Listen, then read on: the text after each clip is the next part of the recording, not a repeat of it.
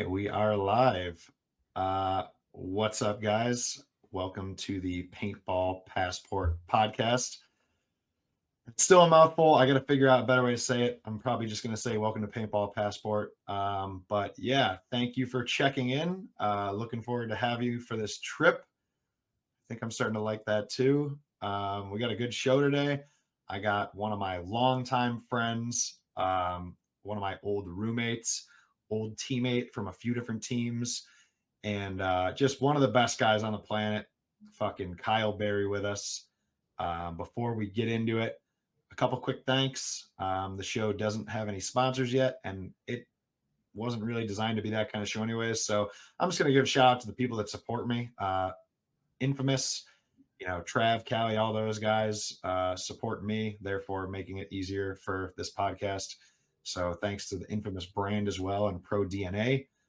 Big thanks to Lumi Labs, which is the company I work for and fucking love, and the Endless Paint Club program, which I am spearheading. If you don't know what that is, you can sign up at endlesspaintclub.com. I, myself, your favorite pro player's favorite pro player, Joe B, Mr. Trustworthy, Mr. Awesome, is giving you motherfucking free Delta 9 hemp-derived gummies so you can get off your bullshit medications and prescription drugs, and you can feel better. You can get pain relief. You can get rid of, inflammation. You can sleep better.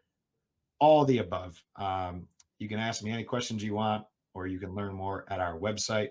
But if you're a paintballer and you're listening to this, please go sign up because I want you to have better well-being, and I will approve you instantly. And if, as a guy that's been taking the gummies and having them at home, these gummies actually work. You get a little high. That's a true free offer, and Joey's doing good injustice by everyone in the paintball industry by getting this out to you guys. So I highly recommend you try them. Appreciate you, Kyle. And yeah, you will get a little high, but I find it's a more mature high. It's not like you're like baked into the couch, like stoned. You're more like it's like a mood boost where you kind of get a little bit more flow state. I always feel like I want to do my writing or these podcasts when I'm on it. But it's an exquisite high. It's crazy because my wife just gave birth to our first child, and afterward she doesn't want to take anything crazy to affect the baby. So I was like, hey, doesn't have a lot in it, just CBD. Why don't you try one of these? And I literally had to sign up for the program with Joey because yeah. Fuck yeah, dude. I should use that as a soundbite because that's the exact kind of like success stories I want to hear. And I've heard a bunch now, and weirdly enough, all of my guests so far, they're pro players, so they're not even like in the program. It's mostly divisional guys, but a lot of them use it, so it's sweet. But anyways, this was all intro. So without further ado, Kyle Berry, my brother, what is good, dude? What you been up to real quick? Catch me up with recent life, Father Berry. Yeah, dude. So recently a father. I got a 2-month-old little baby, little Harper Maeve. Just got back from our Christmas travels to Utah. Got to go see some snow during the Christmas season. Yeah, I can't sit down here in Florida where it's 85 degrees on Christmas Day. So yeah, just getting back into the swing of things, realigning my trajectory for 2024. I own a marketing agency, so our goal this year is to kind of 10x our overall business. We 5x it last year, so we're in an awesome position, and I'm just trying to make sure we're aligned. And I got about 20 different staff members now in the company, so making sure that we're all on the same page and we have really strong goals. Your team, Infamous, is actually one of my clients that we do advertising for. So making sure that we connect with everybody, make sure that we are aligned to find success. And that's for like the entire 2024, from paintball to travel to the family to business. So yeah, man, just been planning, a lot of planning. Sweet, dude. I'm glad to hear it. Yeah, you've since I lived with you, which is, man, a long time ago now. Yeah. You've always been a good planner. Like, you're good at setting intentions, and rather than just most people, it's a dream, you lay out the steps and you set the landmarks to get there. And then sure enough, by the end of that year, you hit all your goals every fucking time. So you're the man.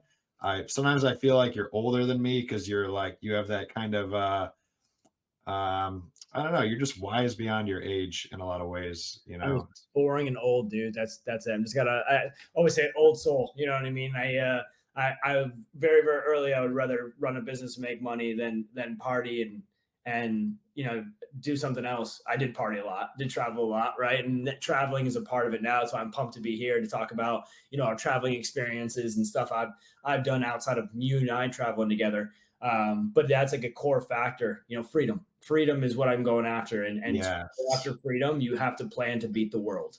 And planning to beat the world's got a lot of steps, dude. A lot of different steps.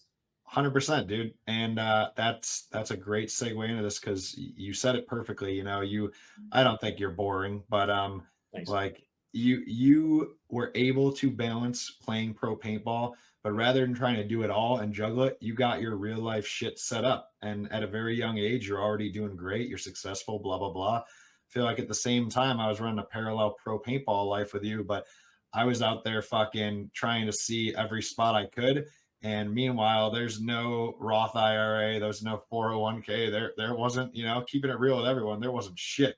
And I was living every day exactly like I wanted to, but more and more the looming thought would come of like, dude, I don't want to be working some assembly line at 50, 60 doing manual labor because I never like took care of this shit. And there's my homie over there, like successful. He's got a bunch of like employees and yeah, dude, very proud of you for doing it. But for a long time I saw you only doing the local facet of pro paintball, which is the NXL.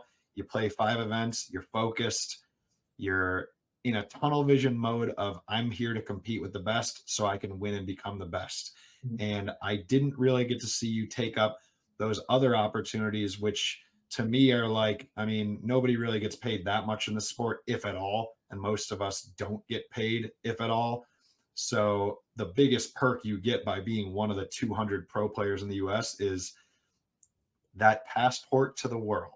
Yeah. Where, if you reach out and go, hey, I hear your league's sweet, looking for a player, 9 out of 10 times that team, that country, that league will go, oh yeah, we got a spot for you. And they cover your expenses, maybe throw you a gun and a couple grand or something like that. Not a ton of money, but enough to get by and have a ball. And you now in this new part of your life, this extra chapter where you have more time and freedom back by being your own boss and having your own autonomy. Now I get to see you enjoy that perk from pro ball. So yeah, tell me what that's like. Tell me a few places you've been, and then we'll dive into like your favorite overall trip and get into some stories. Yeah, I mean, I definitely don't have the passport of you or Harrison. I've always been jealous of how much you guys are going around, but I do have the last Millennium Trophy behind me somewhere. I believe it's that one right there, back in 2017.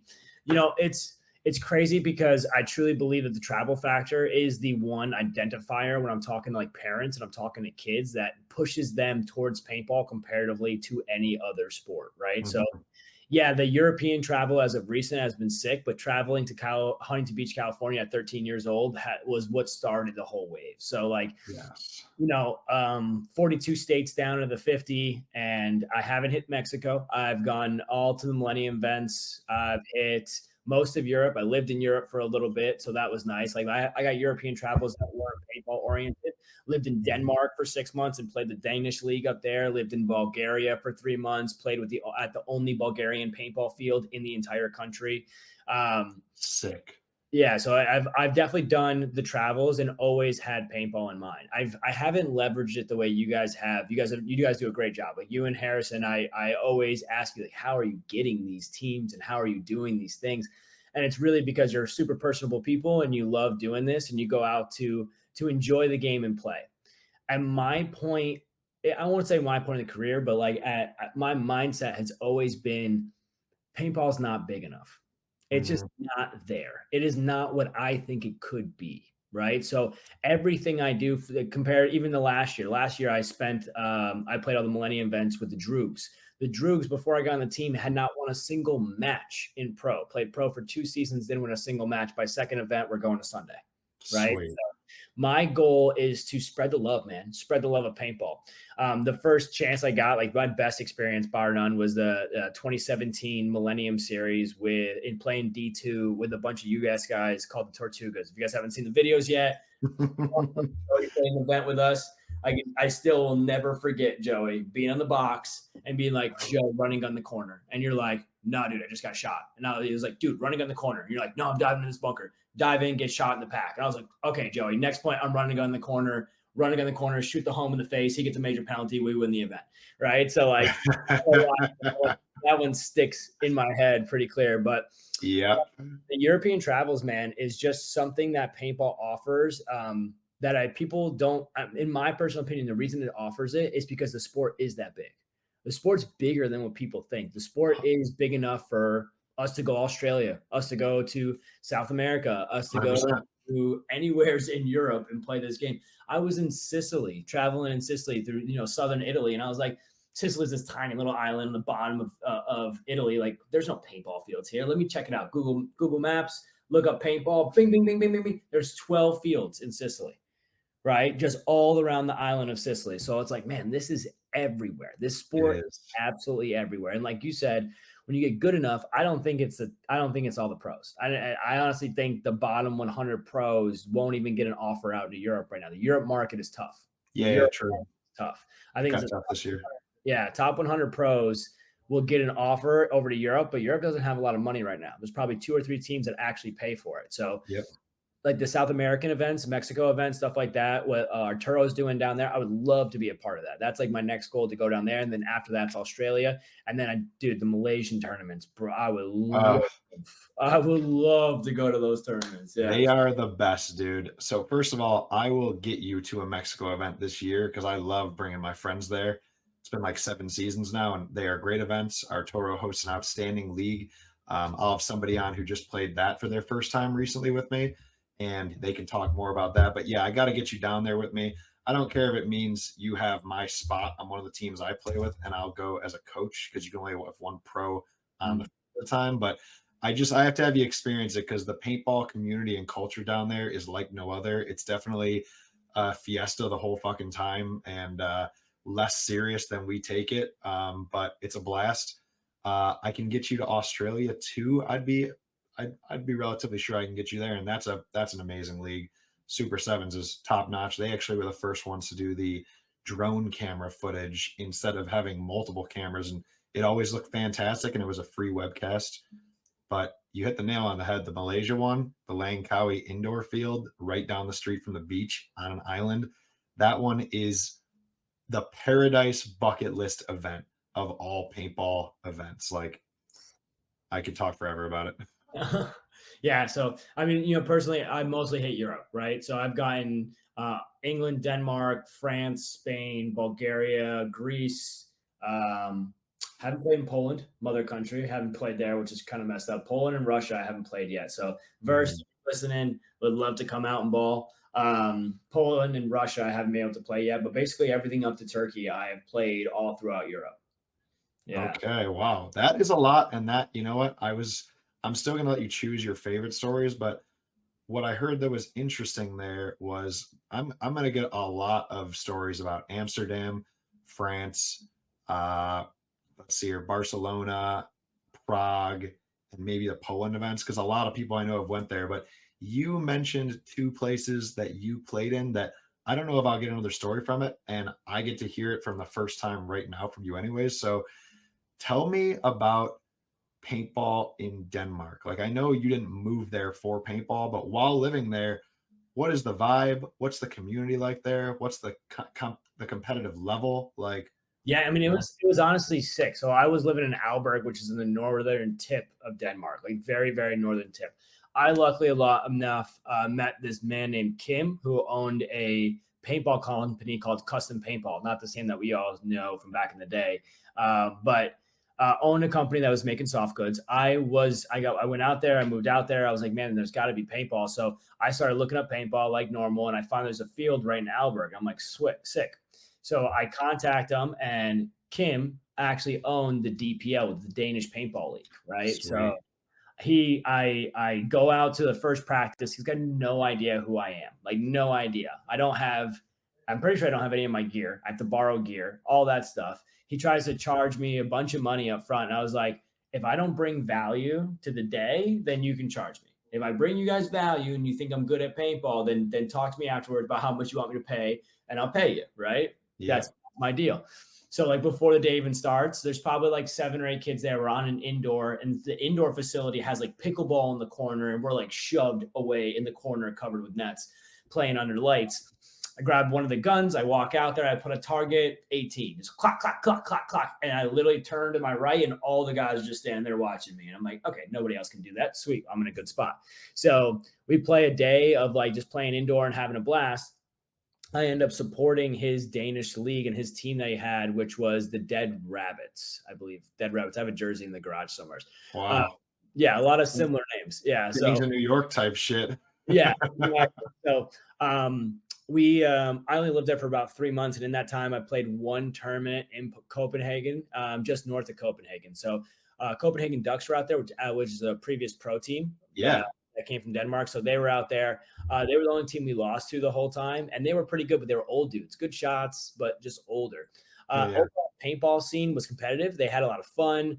I might have been a little too competitive for him in the beginning. Like I came to the tournament, I got shot one stupid, and I was like, fuck, like damn it, I got pissed. Got serious, yeah. Yeah, I got a little serious because I got shot stupid, and they all looked at me a little off. So I calmed down, drank a Danish beer or two, and had some fun with it. Competition level was at like a 4, but like the fun and excitement, it was cold, and these guys are still having a blast, and everyone. And so it was a really good overall atmosphere. It's just they didn't have a developmental program. They didn't have anything to bring in new players and new kids into the system.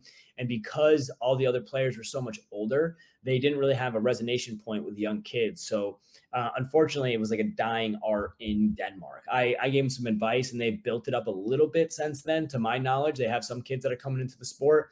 But overall, Denmark as a total country takes 3.5 hours to drive from tip to tail. Small country. Tiny country. So, but yeah, that was just Copenhagen was sick, right? Copenhagen, I think itself was an awesome little city to be into. More bike lanes than I've ever seen in my entire life. It made Amsterdam look like it had no bikes. Wow. Yeah, no, it's crazy. I didn't know that. Oh, crazy, dude. The amount of bikes they have in Copenhagen blows your mind. I mean, their bike lanes are bigger than their road lanes. Like it's so many bikes. It's insane. This is like everyone in Portland or Davis, California's dream. Like, really? 90% bikes, less cars, less pollution. Those two cities, like that's what they want to be, is just not even public transportation or buses, but just fucking everybody bike, stay within your 20-mile radius and just bicycle around. And I imagine, if I had to guess, the place was probably very clean because of this, right? Like the sky was probably clean. The whole country was very clean. I mean, you're surrounded by water and everything like that. So, and they don't have since it's being a tiny little country kind of north of all of Europe, they don't have really the smog distribution or anything like that coming off major cities. Copenhagen itself doesn't have many manufacturing facilities, so they don't have a lot of smog coming into there. And probably with all the bikes, like in Copenhagen, you have to pay a 250% tax on cars. So if your car costs $1,000 to purchase, you have to pay $2,500 in taxes to purchase the car. So they are just like totally against cars, period. Like you have to pay serious money to own a car. So so the city's super, super clean. Yeah, I would definitely revisit Copenhagen. Copenhagen was beautiful. Was it a place you would live?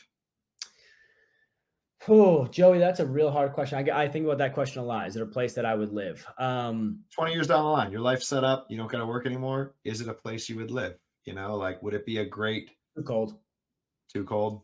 Yeah. If it's going to be, it's too cold without seasons, right? Cool. So that if it's cold, it's got to have seasons. Like Copenhagen, it's cold, but it doesn't get cold enough to really snow. And like, it gets down to like 40s, 50s, and it'll drop into like the 20s once in a while, but not cold enough to really snow. So if I'm going to be cold, I'm going to snowboard. Like, I don't want that in between. Like South Carolina wouldn't work, but North Carolina might, you know what I mean? Something like that. Is it cold a lot of the year, or just like, just the summers are like mediocre and the winters are like, oh, short. Okay. Yeah. So it's like the winter's kind of long and it's colder, right? So it's like always sitting around that like 28 to 40 degrees the whole dang time with wind, right? Yeah. summers are sitting around 70, 80 degrees. And is it rainy or generally sunny? When I was there for the 3 months, it probably rained 60% of the time. So this sounds kind of like Seattle, and I'm guessing it's right on that same uh like longitudinal line. Yeah, it probably, yeah. Thinking about it, yeah, it probably sits right Mhm. there in the northern part there. Yeah. I don't know. Yeah, New York was so damn cold for us. Like, you know what I mean? Like, New York was cold, bro. Like, that's dude. same longitude as Seattle. Yeah, but also you get all of those big Great Lakes. So especially if you're in between them, like motherfucking Buffalo, you get pounded from both sides, great lake effect snow and lake effect wind. And it's funny, I met this couple from Alaska here recently in Portland, and I was like, "Oh, Alaska, that's got to be fucking brutal, right?" And they told me what it was like temperature wise and snow wise. And just because it's so far north, I pictured it to be worse. And I was like, oh, this is what it was like in Buffalo, like 6 foot snow drifts, -30 sometimes. And they were like, whoa, that's way worse than Alaska. So that kind of put things into perspective that it's not always how far north you are. If you're in that parts of Michigan on the other side of the lakes, Buffalo, Syracuse, any of those areas, They're fuck, measuring feet in snow, not it's inches when it comes down. it's Yeah. fucking miserable, dude. It's like I'm happy we escaped, you know? I'm happy for you. I'm happy we got out there because it's just a better quality of life not getting up 2 hours before your 8 hour workday every day for 6 months to shovel your fucking driveway and de-ice your car. And then when you get home, you have to shovel your driveway out again to get your car in the driveway. Like, I can, yep, yeah. dude, New York is dog shit for cold weather. But anyways, uh, at least Denmark's not that bad.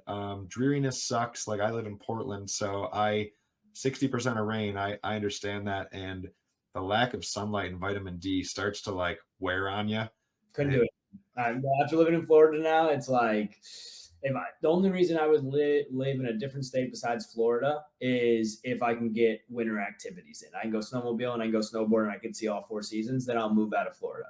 But yeah, I can play. I'm going to play paintball this weekend with 75-degree weather, and it's January 9th. So it's nice here. You know what I mean? true. Right? Now, where you are, I it's not necessarily a snow country in Denmark, but you're right up in there, like little Nordic triangle, right? Like Sweden, Switzerland, those couple small countries that are all like very cool people.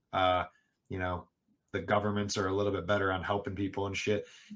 Don't you have within a couple hours driving distance like some really good mountains for skiing, snowboarding That's and shit? yeah, you'd have to go to the mountain ranges in Sweden, stuff like that. And don't get me wrong, like the people of Denmark were awesome. Like my wife would probably kick my butt hearing this, but like the men were all fat and ugly, and the women were all great looking. I didn't understand it at all. Really? Yeah, it was super weird, super weird, I was right? going to ask you about this because I just figured up in that area it's probably like Sweden or Netherlands where all the guys are 6'4" and naturally more cut than all of us, and the women are all like blonde brunettish supermodels. You're like, damn, these are some very attractive countries, right? Like just overall ratio. What's going to But happen to the it's water for the men? I don't know what happened to the water for the men, but they're losing hair and they're staying short and a little thick.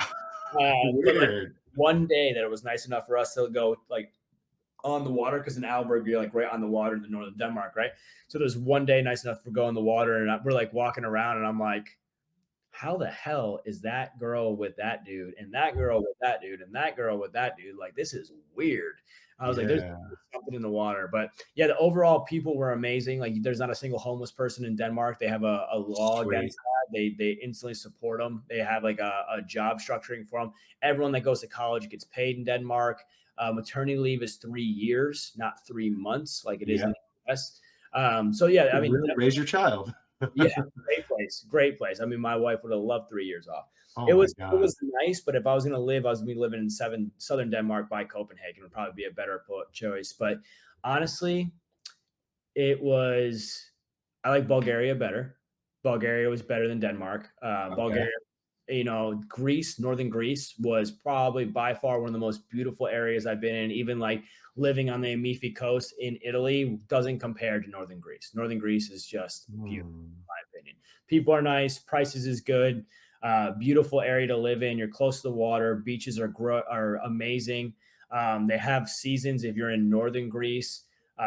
That's one of my favorite. I would probably, because of the pricing structure, and I'm pretty sure I'm blackballed from Bulgaria, but I'd probably live in Bulgaria if I had like a choice. Pricing is ridiculous. Like it's super, super low cost. Sunny Wow. Beach is one of the most beautiful destination places you can go to. Sofia, which is the capital, is like well developed.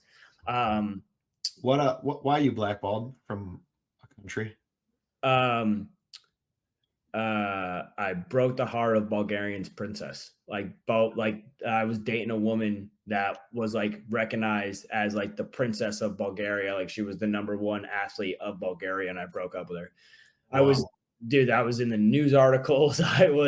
They would take snippets from our Snapchats and put it on like TV in the news. I was in the news myself. I had a translator. I sat on the news in the morning and did a whole morning talk show on the number one TV show in Bulgaria. And then, yeah, I broke up with her. Yeah. So I kind of remember her. I remember like hearing about this or seeing a little bit, but you're gonna have to send me these articles. I didn't realize it was that it was like at that. that level. Yeah. I just knew she was important, but uh that's I I mean was it the sucks. only American with a US passport to get into the country of Bulgaria outside of military all of 2020. Because she put Wow. things to get me in there. And like I had to sit at the border control for like 4 hours with police like AK-47 pointed to my back, like don't move anywhere. It's like you're not even supposed to be here. I don't know how you got this far. Blah blah blah blah blah. Yeah. Yeah, like That it was. that that country's more of like a Slavic type country, right? It's more They were communists like 20 years ago. yeah, yeah. So that's more of like one of those I've heard the people are amazing, but breaking into it is a little tougher, right? People have their guard up more, a little bit colder exterior, and they're harder. They're a tougher people. They've been through some shit, and you still see people with AKs walking around, and I, Dude, I watched an old grandma boot a dog like across the street. Like it's rough out there. Like there's packs of dogs running around, there's packs of cats running around. They no animals are allowed in the house. Like I was training in a gym where like there were these guys were just like 6'4" with six packs on their fucking necks. Like it was just ridiculous. It was a different country for sure. Like okay. yeah. These are the kind of stories I wanted to get into because it's partially paintball that made it happen. But how does one meet this princess athlete from Bulgaria? Did you meet her over there during an event or I met her. So everyone that listens to this podcast might change the perspective of how you travel after this. So please? I was captaining and running the SRP organization, Southern Rage Paintball. Yep. When we traveled as SRP, we wore matching jumpsuits, so matching sweatpants, matching jacket, right? It's the only reason we looked like a sports team. So I'm traveling. I'm in Chicago, coming back from the Chicago event. I'm with all the kids. I'm walking to get drinks or whatever, in a full getup, jacket, sweatsuit, and the whole FGCU soccer girls team is sitting there watching us, thinking that we're athletes. So that's. I met her in the airport, but Mm, just to be totally candid, fuck that bitch. And if Bulgaria hears that, should they any country in Bulgaria, she was like the worst human being in the world. I am so happy that I found my wife and now I have like the family that I have now. And like yeah. it's all everything happens for a reason, right? The way it developed was the way it happened. So, but yeah, for traveling, when you guys are like traveling around, wear paintball stuff, look like a paintball athlete. Like you will, especially if you're a team, if you're traveling as a team, right? It gets conversation started with people. Like, True. oh, you guys traveling for? Oh, we're traveling for paintball. Oh, you guys look like an actual sports team because Yeah, you you all match and you yeah, all you're wearing sponsors and logos and and you're 100% for a sure. sports team. You know what I mean? So when you travel with your kit, like travel with your actual gear. And if you're traveling with homies, try to all wear the same shirts, try to all wear the same stuff, look like a professional organization. And just the only like I didn't get catcalled by her. I got catcalled by the whole FGCU girls team. And I like came over, Sweet. was able to, talk my way into something. Right. So if you're a young kid and you're traveling, travel looking like a professional athlete as a team, Yeah. as an organization. It does make a huge difference. And the more conversations we can have with regular people as we're traveling that we're doing this for paintball, like the bigger the sport's going to get. Mhm. A couple things. First of all, shout out to your wife. She is dope. And she's the real hero and MVP for supporting you and all this shit. and giving you a baby and all that. She's awesome. I've met her, love her too. So it is cool that the universe works out in a way where it's like, sometimes you're with a princess or a rock star or whatever, but it's not meant to be. And then it leads you to like the right situation where everything clicks. And I'm happy that happened for you. The next thing, I always like that you point out these things about perception and stuff, because you've always been a very big picture thinker. We've had a lot of conversations about how to grow paintball, how to change the optics. And it's cool when you just point out those things that people don't think about, where it's like, hey, perception, you can walk through the place just wearing jeans and a fucking JC Penney hoodie or whatever all together, or you can all wear like get together and get that matching stuff so that it looks legitimate, maybe even more than your team is. Maybe you're just a D3 team out there, but fake it till you make it, right? If you look legit as fuck, now when you tell people, yeah, we're actually on this plane to play paintball, they're not looking at you like you're just somebody going out to find a new plot of woods to play in. Like Right. it Yeah. just seems legit, It's a different, so right? It's the same thing that NXL should do, right? NXL should be buying spots on ESPN if they want to be recognized as a professional sports league, right? preach. It's just matching Picasso. Picasso's the one that said art is theft, right? You guys want to look and feel like a top level sports organization or a sports team, match what the other teams are doing, right? Travel together, look the same, speak highly of the sport in your travels. That's one thing I hate when people don't do. They undermine paintball. Oh, I'm just traveling for this stupid paintball thing. No, dude, I'm traveling for paintball. I'm going around the world to play a sport that I absolutely love, right? So Yep. yeah, no, it's perception. Perception is reality, right? That's really what I learned that from my father as him being a psychiatrist. That we have to make sure that we are understanding how our own perception is and how we are being perceived by others, right? Perception and perception and perceiving what you look like. Like me and you have a conversation, I perceive my own thing, but what I portray is your perception of what it is, right? True. So that happens all the time with everything that you do. So people say fake it till you make it. My question to you, Joey, is that if you fake being courageous or fake being confident in a time when you're scared or a time when you don't have any confidence or courage, but you fake it in that moment, are you then confident? You're right. If you're able to do it in that moment, you must have been confident. You can't Yep. fake confidence. If it came off that way in that moment, you mustered it up. You pulled out what you needed to do. So yeah, courage. There's no way to. You can't go. Yeah. I fought the bear off, but I honestly I was faking the courage. Like, well, you fought it off, so you were courageous. At So the end of the day, you were courageous, right? So it's the fake it till you make it concept is just make sure you're pushing out what you want people to perceive you as. yeah, another way I've heard that, and this is also from sales too. Now that I'm kind of into that world, is like framing, where Yeah. like you can't come up and I used to do it all the time. I was guilty of it all the time where I'd start talking about paintball because they're interested next to me on the plane or whatever. And before they even ask these questions, I'd be like, but it's not like NFL or anything like that. Like I'm not really making money doing this. And I would like downplay it myself, where like I just told them like I'm traveling blank country with you and I'm being brought here and paid to play this cool sport.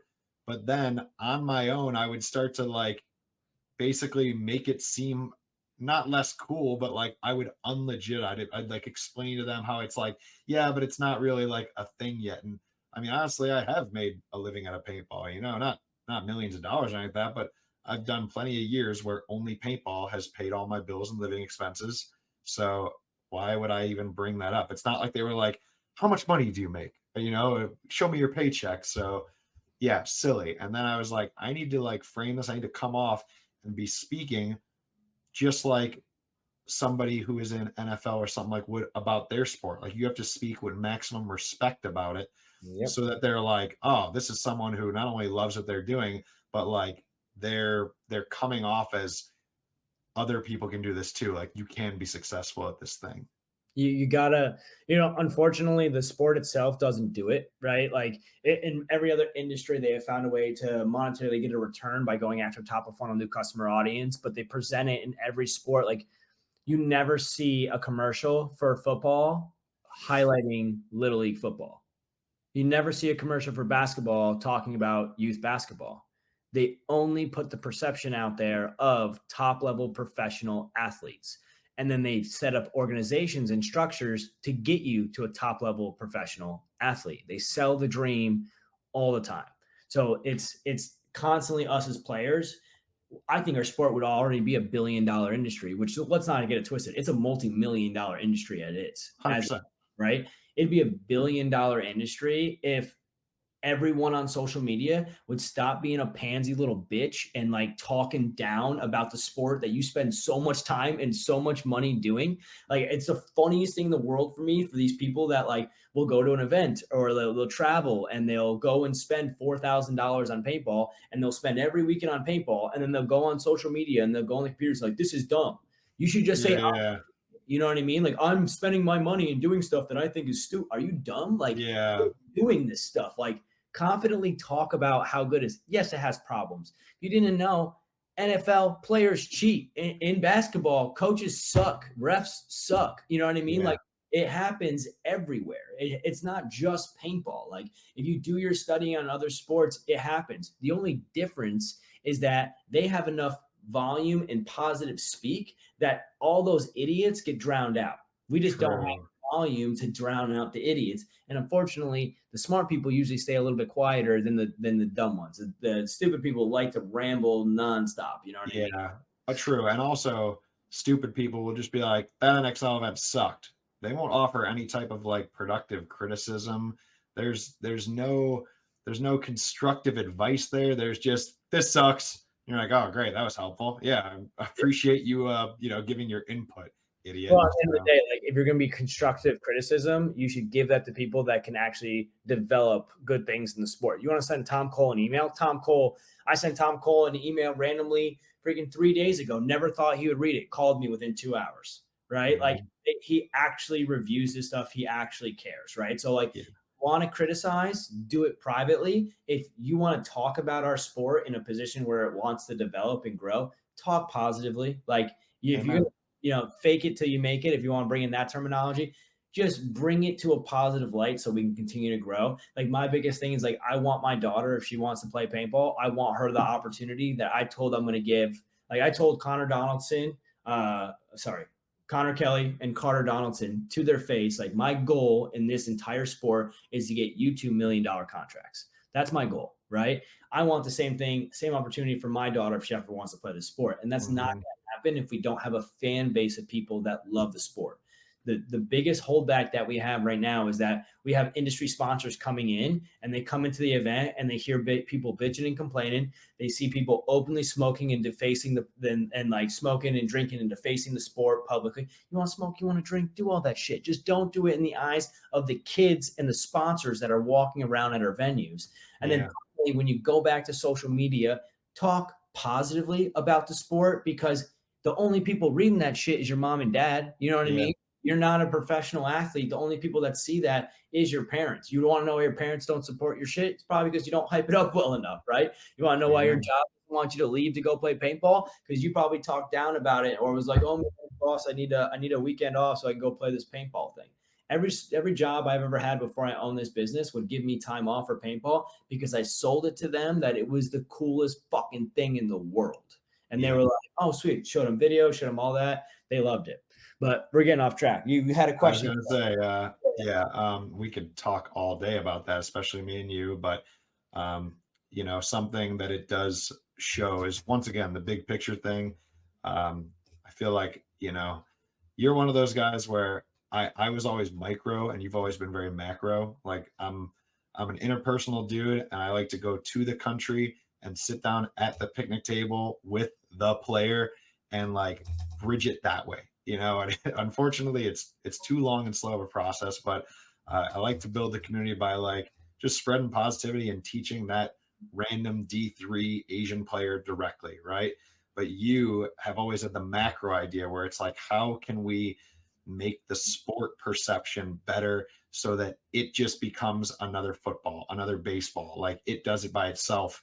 How can we have everybody get together and be another army ant in the colony towards the same greater good goal rather than go to them one at a time and go like, hey, you're about this, right? Sweet. We're both positive. This is a great interaction. Okay, I've made you a little better. Cool. Hopefully your league gets more competitive. And yeah, it's nice to see you, pursuing it so passionately, because not a lot do, and the ones that do are not in your generation. Like, you're still a young blood. You're like, what, 30 or 31 now? I'll be 30 at the end of this month. I was gonna say not even fucking 30. So yeah, and you're trying, you're brainstorming, you're idea building. Well, that's the So biggest thing about the travel part. Like if you do like open the door for Australia or for Mexico, the first thing I say to them is like, I will offer a free clinic. Like when I come down there the first day, I will have an open door of people to come in. But let me be very clear, just like anybody that showed up to any of my tryouts or any of my clinics, I say it's free, but you will earn your dollar with sweat equity. I will beat the living shit out of you and show you that this is professional paintball very, very quickly. mhm, Right. I mean, I had the last tryout, I had a tryout this last weekend for the Kings. I don't know if I'm in the Miami Kings or the ML Kings. I have no idea. But the Kings and my kids team, and I had 7 people puking. I had 2 people that like literally had to ask me to tap out, and it was okay. Like, listen, if you're not ready for it, you're not ready for it. But this is what it freaking takes. You know what I mean? mhm. So I think that we need that in the sport. Like I talk to all these professional players and like, oh, I'm not coming to a trial. I'm not coming to a trial. It's like, dude, if you were that fucking good, you just come to the trial and blow everybody out of the water, and you would prove the point that I'm trying to make of like, you need to be this good to make it through this tryout. Last year when I had John Woodley and Harris Hussein do the tryout, they beat the crap out of everybody. And everyone left that tryout with a more like such a higher level of respect for professional players because they had to go toe to toe with them in the tryout, and they realized they didn't have a fucking chance. Mhm. They didn't have a chance. So more tryouts that actually put the pro players toe to toe with the divisional players to show the separation just raises us as pro players up to be recognized at what we do and actually get appreciation for it. That's how you build fans. That's how Yeah, you a real community. that's also helping to build the perception, right? Of like, oh, this is elite talent, stuff like that. And it's similar to the other perception builder you talked about, which, I'm sure you had to do a decent amount of while traveling. I mean, you're a pro player. You've been around for a while now too, right? But something I've found that, like, we're all in a similar boat of like, we've not won pro events, so there's that one last thing of like, we might know as much as those guys because we hear them, we've learned from them, we've played by them. But until you've won, you kind of lack that last bit of credibility. And so, do you find that you've had to like sell yourself a certain way, or like at least make sure the perception of you being the really good teacher you are came off right to those Euro teams or those whatever teams that are like, okay, yeah, he's good. Okay, we can pick him up, but he's not Ryan Greenspan, he's not Fedorov, he's not Marcelo, he's not one of those 30 or 40 names that have just been winning for forever. And it's just easier to like Yeah. look through your Rolodex and go, okay, that's the guy I want to hire because I've seen the accolades, they're proven. Yeah. I mean, I think that don't get it twisted. I think Ryan Greenspan's disgusting. Like out of all of them, Ryan Greenspan, out of the old guards that I continue to play, like He's filthy. playing with him on Team USA this year made it very, very clear that man is disgusting. Yeah. Right. But there's only a select few people that want to and can actually coach. This is what I've realized as I got older. Like I naturally loved coaching and giving back. And like, Mhm. I've learned now that like, so last year was the Droogs, right? The Droogs offered me because they saw me play with Gladiatori the year before that. Gladiatori, when I got on that team, that was more of like Charlie Gibbons, the owner of Kings, recommended me to Slava, who used to play on the Kings. And he was like, okay, I'll take a risk with this kid. So when I walk into an opportunity like that, luckily enough, I am good enough as a player to position myself to have that level of communication. So when I walk in, I don't say a fucking word until I blow your face off. So I will go there and I'll earn my stripes by actually playing toe to toe with you. And then once I've earned that, then we'll start having conversations of like, do I actually know what I'm talking about? And like you talk about the micro and the macro, right? I get very micro when it comes to how to execute in successful gameplay of paintball.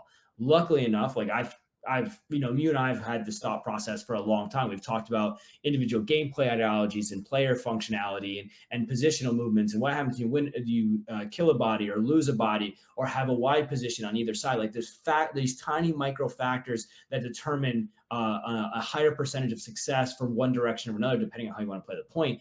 And I thought I was overdoing it, but my opportunity to sit down with like Marcelo and Greenspan at the clinic earlier last year, Team USA, the BKI camps and stuff like that. It's like, no, these are exactly how the guys think. This is Mhm. exactly how these top level players function and how their minds run. The only difference is that because they have been winning, um,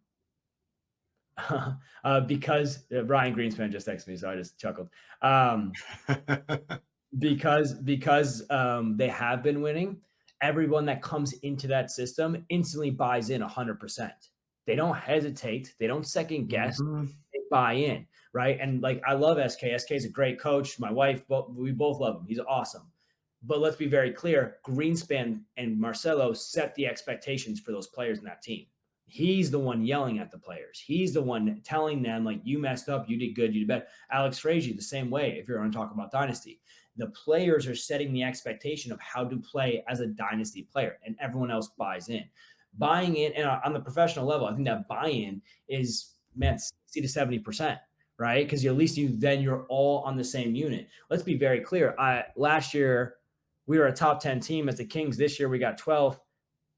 I never, outside of John Woodley, who only played 3 events and just didn't show up for World Cup, I never had a top ranked professional player on my team ever, ever. Right. Right. Like the reason that we were successful is because I nerded out on the structure of how to play and they all bought into the system. Last year, that didn't happen very well. This Yeah. year will be a big change. This year is going to be definitely a buy into the system and the structure. But yeah, when it comes to selling myself and like kind of going through that positioning, yeah, 100%. I don't have a W. You don't have a W. The only thing I want in my fucking career more than anything is a win. I like it is my blood temperature is going up every year that I don't get that W. And I no, feel you. I got them. I got medals, but 85% of these things are from coaching, and I'm great as a coach. When I coached an organization, we were the number one organization in the state of Florida for 2 years. Great as a coach. I got those W's, and I won with Team USA this year. Like last year, I won the event with Team USA, but I didn't play in the finals. I didn't play a point. I was the only player that didn't play the point. And I even texted Marcelo Um, at the beginning of this year, like, yo, that Team USA finals is reviewing in my head every day, and my blood is ticking. Like I am getting angrier and angrier. How do I become a better paintball player so that never happens again? Right? Looking for yeah. advice and other people's advice. Right. So And that game was super close. So like even certain other guys getting their point may have made it that close and almost fucked them, you know? So I mhm, get it. But still in your head as a true competitor, you're like, yeah, I never want to be a guy that isn't a relied on dude thrown in there. Like if I need to sit for us to win, great. I'm happy that we won. But I saw Oliver post about it an event or two back where it's like uh, he's a weltless winner at this one event. And for him, he could have that with grace because he's won a million fucking events and he's been the guy and he's stoic enough that like by being in the pits, he's bringing guys up around him and he's still kind of like more bringing the best out of people and helping the win, whether he's on the field or not. But for guys like us, it does not feel the same being in a win if you didn't get to contribute at all that whole Sunday. I know that shit too. So yeah, yeah, I played every match until finals, and then finals came, and I didn't play. I was playing the same spot as Tyler Harmon, so he kind of ran Tyler back to back. Not easy to beat Tyler for a spot. Uh, no, but yeah, that's the thing. Like you said, like there's a feeling inside of me of all these years I've been playing and all this time I've been doing this. Like my mind and my body wants to feel what Marcelo felt at World Cup, what these dynasty guys have been feeling for years. I want to feel the contribution of being a winner, right? Of being on that winning team. Do I yeah, feel like I contributed to Team USA? Yeah, in the prelims and stuff like that, I definitely helped out. But like, if I'm not on that field at the final point when we win the event, it's not the same feeling. It's not the same feeling, right? So yeah, that's the tough part, man. It's very, very difficult to reason with that, especially when you're coming into a new season. Like Greenspan just texted me, like, "Are you going to Aftershock?" Right? Like, I have different mindsets and different offers that are coming at me that all say that we can help you win, but unless it's Dynasty, Heat, impact, X factor, or damage that's offering, I don't really see a roster that you're going to build in today's day and age that's going to win an event. Infamous is damn close. I don't mean to knock you down there, buddy, but I Infamous was is gonna damn say, you'll see. Infamous is damn close. But there's when I got the damage offer when I was a young kid, I knew it was right. I could feel in my soul this was the step I needed to take. I was going to be around people that are vastly better than me, right? That's the next step in my career is either helping build players that are much better than me to rise me up to new, rising sail or rising tide raises all sails, right? To rise me up, bring me up, or to be, Charlie Gibbons, I told him, I'll give you one more year. I can promise you one more year. So I'll be with them for, 2024. But I got to win before I retire. And my goal is to start coaching by 35. Yeah. I truly believe I'll be a better coach than I will be a player. I'm confident about that. But until I actually win, I will never get the accreditations that I need to actually be a top level coach. I get it. And I guess you heard it here first, guys. Kyle Berry promised to at least one more season with ML Kings. If I wanted to right now, I could ask you, what do you mentioned before, there's things changing, big stuff, whatever. But honestly, I'd rather leave that for the homies on the other shows because this show is not meant to be about that. So back to the topic, I guess, something I realized is traveling paintball. It gives you a lot of the culture and stuff, but it did a lot for me and like for Harrison too. We always talked about it for making us build in those other parts of our game that make us the guy, where we get the lion's share of play time on any team we're on because of doing those things. So obviously you became like, the elite player and like the captain head figure on ML Kings, like the coach guy while on the field as well. Do you feel like traveling and getting in on some of these other teams over in other leagues aside from just the US and your own league helped you build a lot of those things? I think you guys did it that way. I did it a different way. So I did it by coaching, right? So I think you guys, a lot of the times, like if I watch Harrison and I watch your guys, because I keep an eye on you guys. You guys are all the homies. We're all the New York boys, right? At the end of the day, not so much, but whatever. When when you go and play in a team like that, like what I realized in the Droogs is like when you go to play in any position, any sport, anything you do, there needs to be leadership, right? There needs to be a level of leadership, and that leadership needs to understand the right things and needs to direct the people both factually of like what to do in the game and emotionally of how to feel and how to be confident with those execution steps. Right. I found that in coaching because I didn't coach top level players. I coached a bunch of kids we found off Craigslist.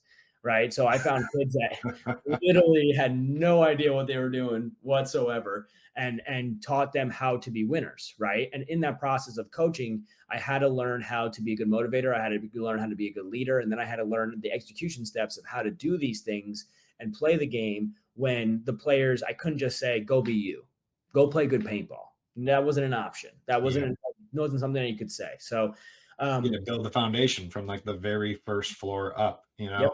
Yeah. First I need to teach you what to do in every situation, and then I need to burn it into your head so you don't fuck up. But back to you and what it has done for you. I know you've done a lot from coaching. I watched you go from that first horrific year of SRP, just goose egging it in semi-pro to like, oh, this team is like getting pretty good. And then a lot of those kids in 2 seasons became ML Kings pro players from like D4 Florida league to like on the pro field. One of them's on fucking Heat now. So pretty sweet. And Jackson Blue, both on my team today, are both SRP players. Yeah. Unbelievable. But I something I always felt is like, if I'm on a team where, damn, all these kids around me are good, they just need a leader quarterbacking, that's what I'll do. Like when I just went and played in Mexico with TJ Bastards, they're all talented for their age and like they kind of already know what they're doing. They just needed somebody to be like, hey, we're winning over here, stay alive over there, and like make sure we're all doing the right thing together, and they'll do fine. There's been other teams I've been on. I won't name the team names that are embarrassment or whatever, but I knew in those situations, if I didn't go attack and shoot 3, 4, 5 guys a point every point, we weren't going to win matches, let alone the tournament. And I've won a few tournaments like that, but lost more than I've won doing that. But it taught me the winnability aspect. because you can be a high IQ player and be able to play as the 3 or a 2 or whatever, but eventually, especially on a pro team, or if you're trying to get on those top pro teams, you need to be able to play a role. But at any given time when the ball's passed to you, you have to be able to see the move and have high win ability and go put the team on the back and win the game yourself, right? So have you consciously tried to do that in some of your traveling events, or did you think about doing that? Dude, have you seen ML Kings the last 2 years? I haven't been doing that in travel teams. I've been doing that in US Pro, right?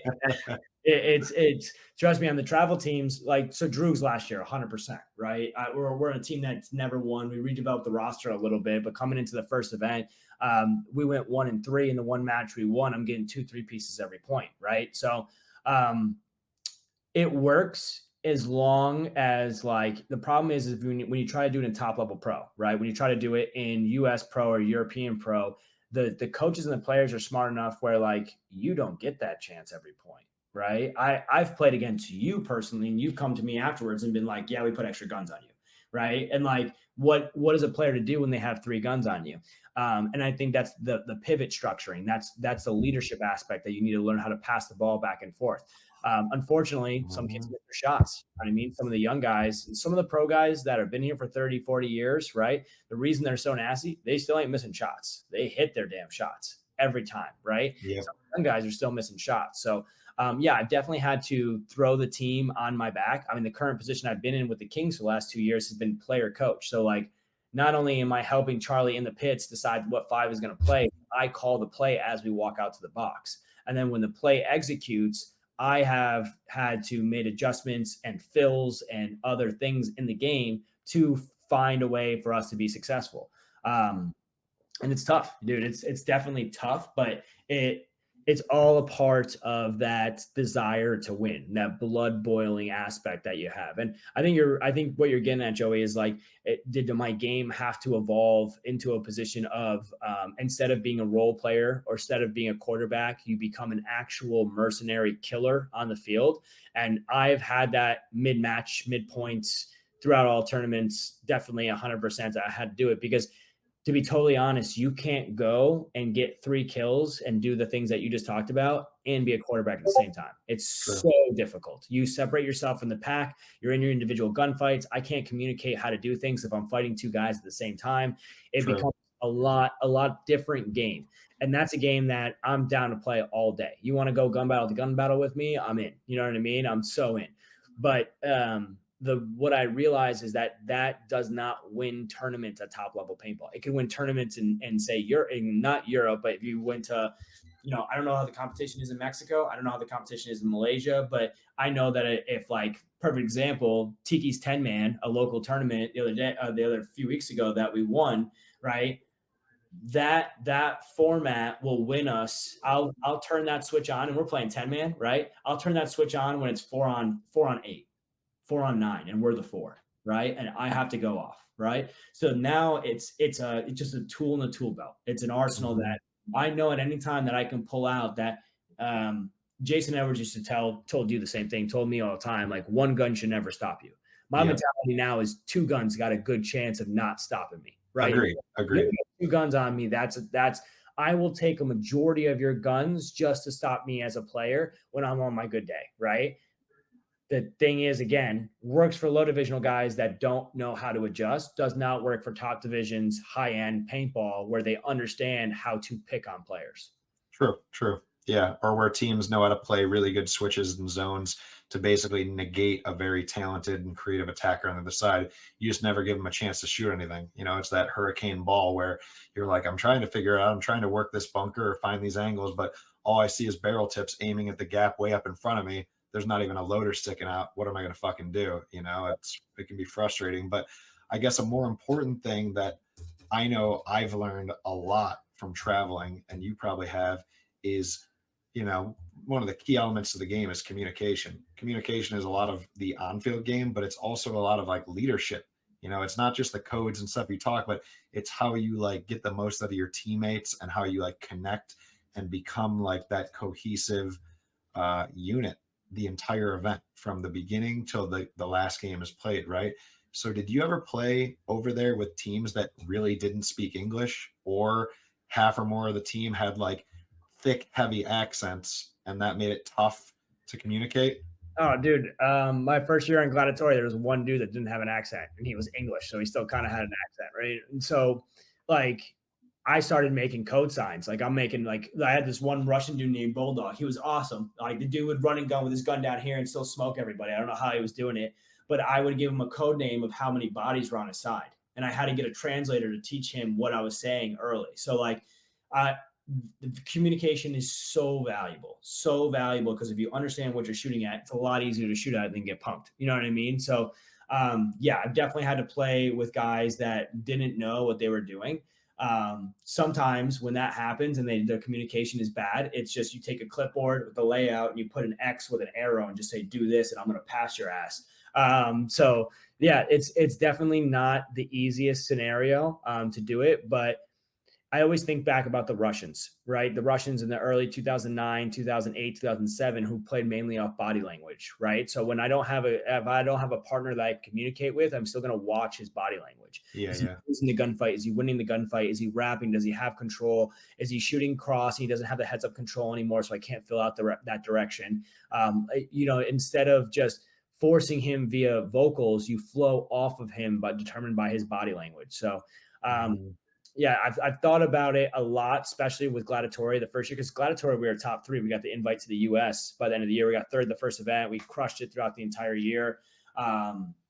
But on top of that, half the guys had some broken English, right? So you really learn how to work off of just how you see the player interacting. Like if you know paintball well enough, you understand if your guy in the God is not going into the snake and he's just shooting the cross. Well, he's not pushing that side. I'm going to have to exploit the side in front of me. At least his gun's turned my way for support. So let me get rocking and rolling, right? So it's not it moved away from just expecting to have clear communication to finding different ways to communicate with the players. Gotcha. Okay. Well said. You're hyper analytical, and I know once I get you on a roll about the paintball part of it, you will roll. So to like check back in with the culture and like the other aspects of what it was like over there when you're with some of these guys, like even let's say Gladiatory, like you know, tell me about the culture of paintball teams over there, because over here in the US it's like you play your two games, you scout the games you have to, and then you fucking leave and go back to the hotel and sit in the AC all day and you're still scouting on the webcast, and it's just this tunnel vision thing, right? And it can range from anywhere from like the teams that are all like chess masters talking out together to the like the Hinman and Bruno teams where it's like a dude who knows what he's talking about, like demanding more from you guys, and it can be loud and aggressive. Like there's all of that level of like basically just hyper competitive monsters in the league that we play. And over there I've found it's different. Whereas people even drink a pitcher of beer after their match in Yep. Euro ball. You'll see pictures of dark beer in the pits on the pod tables in NXL Europe the last time I was there. So what was that like for you? Like tell me about those differences in the cultures. It's funny because I've tried to mesh them, right? So if you ask any of the young kids on my team, I try really, really hard to not just remember the event for paintball, not Mhm. just be there for the event, but be there for a memory. Be there. I believe memories are created by high levels of emotions happening at certain times in your life that solidify the brain in that moment so that you remember it forever. You don't remember the emotion, but you keep the memory, right? So Yeah. uh, I realized that over in Europe, if anybody knows the Tortugas, when we played in 2017, like we had beer in the pits. There was one match where we went down 2 points and the guy Tuna just runs away. We're like, "Where's Tuna going?" Comes back with 6 beers. He's like, "Drink these right now. You got to drink these to win this match." So I think that here in the US, it's a true level of professionalism. Like we do have a high level of professionalism, but we lose sometimes the entertainment factor. We lose Mhm. sometimes the fun factor, and sometimes too much of that professionalism. And if it's beaten into the ground too much, you lose the fun, and that fun creates a connectivity within the team. Like if you watch Dynasty, those guys are always having fun. You know what I mean? Always. You're right. You're right. Always. So I think it's the blending of those two aspects of what I saw in Europe, which was they're there to enjoy themselves, right? They're there to compete. Don't get me twisted. If you go over the last 2 years, NXL Europe Pro is competitive. People are scouting. They're on top of it. They have coaches. People are getting paid to be brought in, things of that nature, but they're still enjoying their time. And so I've Yeah. constantly tried to bring that meshing factor into what we do, right? As you said, I'm very, very analytical. So even when I played with Gladiatory, even when I played with Droogs, which weren't used to it whatsoever, I have them sitting down watching footage and we're watching through the games. But then I can look around and I can see Federico, little Italian Federico starts pulling out his phone and he's looking at his phone. And then I watch somebody else in the corner kind of get distracted. So what do? I go grab a water gun and start blasting people in the face, right? So Mhm. like you have to find leadership, true leadership, like we talked about before, is not just do this, do that. I'm the best. You need to listen to me. That's not the way that works. Leadership is a combination of trusted efforts, right? And trust comes from a level of empathy that you build with the person. If you're too serious and they're not a serious person, you're not going to build empathy with them. If you're fucking around too much and they are serious, you're not going to build empathy with them. Mhm. Trying to resonate with them on different facets of the game is super important. But we have to remember that we've started playing this because of how fun it was. We started playing the game because of how Yeah. enjoyable the sport is. And when we're having fun, even at a top level, when you are having fun as a top level competitive paintball player, you play a lot better. You play That's way true. more. You're not so role oriented. You do your role. You don't come off your job, but you go above and beyond what everybody else is seeing. But you're really just flowing with the game because you're enjoying the Yeah. moment, right? You're So, having fun playing off guys. You're having fun knowing you gave them the assist and watching them do it. Yeah, yeah, you got that. You got that. Yeah, all of that. oh, dude, So I wish they would mic us up on the pro field because I can't tell you how many times where I'm pumping up Carter, I'm pumping up Jackson, like midpoint as they're shooting people. They're calling the kill. I'm like, good fucking job, Carter. You know what I yeah, mean? Like, it's got to be that balance of it. But Europe definitely is a little. The last 2 years haven't been so lax. Like if you went over there, you would say it's more competitive now. They take it at yeah, a more professional level. But I still truly believe that all facets of this game, European, US, Malay, wherever you go, you have to resonate with the core value of this game, which is the entertainment that it gives. And at the end, mhm, we are entertainers, right? We are supposed to. The only way we make money in this sport is to develop fans, and fans are there for the entertainment, right? So we are entertainers. There's no difference between us on a paintball field and a clown on stage. There's no yeah, difference. People are going to pay to come watch us. So you have to have a level of entertainment. And I believe entertainment, when you actually get, a lot of it we see today is excitement of winning, right? Of like someone doing a barrel drive and they win a one-on-one or piping people up or get in the face of the camera after a point. But there can be a lot more entertainment midpoint is what I believe of just when there's points where that you should win. It's a 5-on-3. You've blown out a whole side. You have control. You slow down your front guy that's getting the control after he gets to the 50 to lock the side down. And then you can start punking people out. I'll trade 2 or 3 bodies just to blow up the crowd. You know what I mean? If people ask why the Kings have played so fast, last year we were a little bit slower because we were a little bit disconnected. But we play so fast because we find it's what's going to be entertaining for people. And we have the young kids and the athleticism to do so.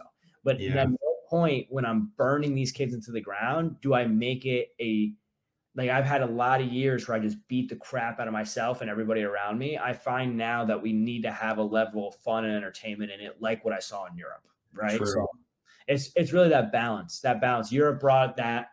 They love paintball. They really do love paintball. So Yes, like they do. that love outside of just the points.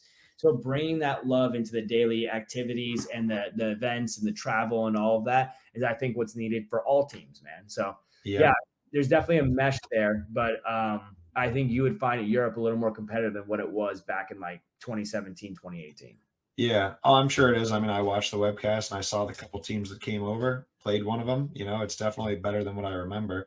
Um, but I'm happy you touched on the balance that I think Euroball teaches us and has us bring back. Because granted, it's definitely more towards work hard, work out, compete to be like at the elite level over here. But Bruce Lee always said like you have to be like water, right? Like you have to fill the volume of the container you're in at that moment. That's how you are fluid and in like the proper flow with life. You don't walk into a library and start a rock concert, and you don't read in the middle of a rock concert. You fit that thing, right? And so when you're in Europe, you seem to have found the right thing where it's like, oh, you know what? I'm here. If I'm the only guy being a hard ass and killing myself and like not having a drink at dinner while everybody else is having a riot, maybe that's going to throw off the flow more than like having that one drink would, because it's just like I'm not as connected with all of them. We're not all having as fun and like syncing up on this same mission of like, yeah, we're doing this together, you know, like instead you're the guy at the hotel. And I'll tell you, I remember, you know, I won't ever name names of bad things, but I remember seeing an example of one of those guys who I played with a few years where we'd be over at Europe and a lot of us would be having the time of our lives, win or lose. I'm an American player that just got paid to come over here and play with some Euro team. I'm going to be fucking living the moment every fucking day. You know, I'm not going to be out till 4 a.m. if I got to play morning, but I'm going to do till 10 or 11 and like walk the area and see more than just the hotel. Of course. And this guy was always just either, if he wasn't playing, he was sleeping in the rental car or he was at the hotel. I'm like, dude, that's a waste of it. You're not becoming this environment. You're just still being that NXL pro, you know? And then one time, actually twice, I'll take full accountability. Twice I was that guy in the wrong way because I thought we could win so bad, once in Mexico, once in Europe. I won't name the teams, but there was a moment on each team that I blew up on certain guys that were fucking the team, right? Like just went off, motherfuck the guys. And each time it took the team owner who was paying me to come over and be like, hey, listen, we all want to win here, and we expect you to play great for us. But even if you play your ass off and we don't win, we're not mad at you. And we're all here to have a good time. So you understand, we all have kids, families, jobs, and we want to win this, but this is our 4 or 5 days away. So like, dude, relax. And it was more of that. He was trying to tell me like, relax, dude, have a good time. Like I had a Mexican team owner, my buddy Tierra, one time, you know, I was playing hyper serious. I mean, very critical of everyone. We were dominating, and then we lost on a penalty, and we took third. So we lost in semis, didn't go on to play finals. The team that beat us won, right? It was TJ All Stars. After that, Tierra's like, relax. You know, you don't sound like you right now. And I was an aftermath guy, so that was the culture I was bringing. But that wasn't Mexican paintball culture. I'm like motherfucking guys and demanding greatness from like D3 Mexican dudes. He was like, relax. The next tournament we came back, I was like, you know what? I'm just gonna have a good time this time. I'm just gonna enjoy this part of Mexico and like vibe out, and I'm gonna play my ass off, but I'm not gonna really harp on anyone. I guess I'll just sit the guy if he's playing poor. And we fucking dominated that tournament. You know, we just won because we were all having so much more fun. And that's it's an interesting facet about international paintball. Now, granted, that's not playing against Dynasty or Damage. It's international leagues. So you can win a little bit easier or in different ways, but it's still a lesson that I think we learn from traveling, and that it's important to like think about, and more players should I don't know, travel and figure out for themselves. Yeah, I think you might be wrong there, Joey. I think that one of the reasons we don't beat dynasties is because they're having more fun. Think about that for a little bit, right? Like, think about how serious that we get when we play a team like that, especially you and I who were raised watching these guys, right? I think if we had a little more fun, if we had a little more enjoyment when we're playing them, we weren't so uptight, we weren't so stressed, we weren't trying to beat these guys in gun battles, I think the match would be a little bit easier. No, I agree. I actually said that recently about halfway through this season, and it became a whole comment thread where I was like, I pointed out, I was look at how much fucking fun this team is having in this past 2 year stretch of dominating. Every time you see them, they're all laughing, having a ball, goofing off. Now, granted, they've already put in the work that layout weekend before and their whole career to earn that point where they can just have more of a good time, get their family involved. But no, you're still right in that there is a secret there somewhere. Now, granted, I think we still have to learn to win at this level before we can just, if you're just having fun, whether you win or lose, then I Yeah, mean, yeah, maybe you're not quite learning how to win, right? There's still that last part of the formula you're not hitting. But yeah, no, I agree. Fun is part of the formula, and you do play looser and play better when you're enjoying yourself and not being so like hyper strict and pissed at your buddy if he's having a laugh with one of the guys on the other team or whatever it is.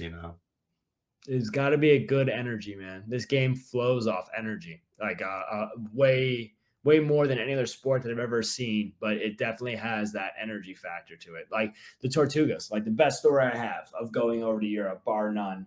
Tell it. Wasn't with Team USA, wasn't with Gladiatori, wasn't even playing pro. Like it was a bunch of US guys that I just was removed from Damage Pro, and I was a Damage semi-pro line. You made the pro spot. I didn't go on the team, and then we decided to go over and play Europe, and like we didn't care if we won or lose. At that time, we had to play D2 because of our ranking or whatever. So we played D2. The first team we play, I had no idea. It was all the old Art Chaos guys. Like Fedorov was on the sidelines helping them out, all that stuff. And we beat them and we win the match, and we're just joking and we're having fun. That season, yes, we didn't lose a match all year, right? We won every match for the entire season, won every single event. It was awesome. Flawless. The flawless year, right? So that winning's always more fun. Don't get me wrong. Leaving the event with less bruises is definitely more fun, right? But best story bar none. So last event of the year, Elias Rodriguez, Timmy Roberts, Tuna, London Lewis, Anton, who was on Golden State Misfits last year, and I think one or two or more. Jamie Beadle and Kelsey, right? We're playing the final event. We win the final event, right? Win it like with ease. I think it was a 4-0 final, right? So we go sneak into the tent, steal our trophy out. They're chasing us out with the trophy. We run, we fill it up with beer as they're chasing us. We're running around the event. We stand up on stage, take a fake picture because we didn't get the picture because we already bought tickets to Amsterdam. So we're running from the event to the rental. You're a rush. Yeah, we're in a rush. We go straight to the train station, leave the rental car there, call the rental car place, tell them that they have to pick it up there because it wasn't in our name, so we didn't care. Yeah. Literally, I remember Eli hopping over the security bench to get onto the train so we'd make it in time. Holy shit. Get onto the train, get all the way to Amsterdam. We're like literally bought beers on the way, and we're just pouring it into the trophy, drinking it out of the trophy. We get to Amsterdam, and we spend 2 days in Amsterdam just reviewing the year, like in what we did throughout the year. The fact that we were like every event we went to that year, I didn't go for 4 days. I went for 2 weeks for every event. So like when we went to southern France, we were in Marseille. We got mugged in Marseille and got robbed for our money. Went to Nice, literally ran around Nice, almost destroyed the Nice sign and knocked it over. Was running all around town, having the greatest time ever. The next event, we go to England. We play with Nikki T. We're hanging out with Jamie Beadle. We're going from bar to bar, hopping, drinking ciders. Like there was story after story from every one of those events. And yeah, when people are like, "Oh yeah, Tortugas, you guys won every event." Like I remember there was like a Paintball Media magazine who like wrote about the last event. It's like, and if you're gonna go play D2, you might as well just not show up because Tortugas you're gonna win. Right? Yeah. Everyone remembers that part. I barely remember those wins. I remember clearly like the time I spent with the guys just smiling and laughing and going from crazy venture to crazy venture, drinking bottles of Hennessy that were covered in dust because like Eli's going from place to place. Like, I need Hennessy and Coke. And they're like going to the back shelf to find Hennessy because no one in Europe drinks fucking Hennessy. Yeah. Right. Just story after story of these incredible memories, man, of just making friends that will last a lifetime. Like I can't give paintball enough gratitude for how much opportunity it's given me to live a life that we talk about the 1%. It's the 1% of the 1% could live. Like sure. It is very difficult to find the same opportunities anywhere else in the world. So yeah. If there's anything like this little, paintball passport, this travel thing, if there's anything that what you should be doing, Joey, my personal recommendation, give people advice, open up doors, get them out of the US, get them to travel. The vid is over. You don't have to worry about it. You know what I mean? Like, yeah, people out of the US and get them to understand the true value and the true depths of this sport. 100%. I'm happy you say that. The next episode that it's uploading right now, so it should be up tomorrow on Spotify, is me and Harrison. We talked for like 3 hours, and at the end of it, we talked about that, where he's been trying to think of a while about some type of like calendar type system that has all of every international event so people can see it. And then there's links to those leagues, those forums, those group chats, whatever. And I've been thinking about some kind of forum or some way where people can get in touch with those of us who have networks and be like, hey man, I'm just trying to play, the fucking Super 7 in Australia. How do I do that? And then we can reach out to our buddies and be like, hey, I know you already have your pro coming, but do you need a D2 guy? Like maybe you're not going to cover his flight, but if he can get out there, would you take him? He's a cool guy. I can vouch for him. He can ball. Can I get you on a team? And it'll be some way where maybe we always won't be able to do it. Some leagues are very small. I went to Costa Rica and there was like less than 100 paintball players in the whole country. So maybe I can't get a D3 kid to Costa Rica, but I'm sure I could get people to Europe. You could get people to Europe. We could get people to Asia or Mexico, at least, where leagues are bigger. They're more well known. There's teams with money guys, blah, blah, blah. So, yeah, trust me when I say it's coming. One of the intentions I set for this podcast was not just to collect all of our stories, because selfishly, I fucking love the stories and I want to hear them anyways. Part of it was also to, I don't need to build a community. There's already a paintball community. There's already like the PTG Discord. There's already this and that. But what I want to do is like let people in the community know, like, hey, hit me up and maybe let me be your bridge to these things that you're trying to figure out how to go to. And I told other guys, if you want to be one of those bridges too, like Harrison's in, then DM us. Whoever's listening to this, DM me on Instagram, and I'll tell you if it's even possible or not, or like what to expect, what would cost would be. Like I can educate you on that stuff. I'm like, yeah, you want to play MXL? Okay, these are the cities it's in. Here's how much it's going to cost. The hotels and hostels are cheap. Luckily, it's going to be $20 a night, whatever. And it's an educational, like almost like every league 101. You know what I mean? Like what to expect, how to sign up, how to play it, all that. So it'll be a fun like place to kind of just gather that data and maybe hook people up. Yeah, that'd be sick, man. Yeah, and for Europe, Mario and Federico with the Droogs always have in Europe. The first two events are just pro and semi-pro. It's only the last event that's open divisions. So that last event, if anybody wants to play, feel free. Same thing. You can hit me up. You can hit Joey up. There are teams out there that have open door policy. The Droogs is what opened up the door for all of us to go to Europe in the first place. Yeah. Right? Harrison told me about that. Like 7 teams worth of people, just people reaching out. Hey, can I play? I'm fucking D4. Yeah, sure. We'll make a D4 team over there. Like that was a super cool network. Like you guys helped make that into something really special where, I mean, you want to win, but partially who cares for those guys if they're winning or competing or not? You get to fucking go out there and live one of those bucket list events because somebody made it possible. So, dude, I can promise you, you can make the best trip in the world to Paris. You can go see the Eiffel Tower. You can go see the Louvre. You can go see the catacombs. You can go around and see everything. You did the same thing and then added paintball into there. The trip is 10x. The trip is just way, way better. Even my wife, who just watches paintball, yeah. Like, we went to the city of Paris. We did all that. She loves it. And then we go to the event and she felt more at home. She loved it. She loved seeing the games. And it's just for someone that loves paintball, it's like the next evolution of any type of vacation. And it's a great way for sure. For your girlfriend, your wife, whatever, to get the heck out of the US and go somewhere. It's like, hey baby, you want to go to Costa Rica? I might be playing paintball, but yeah, you want to go to Costa Rica? You know what I mean? So yeah. It definitely opens a door for new opportunities.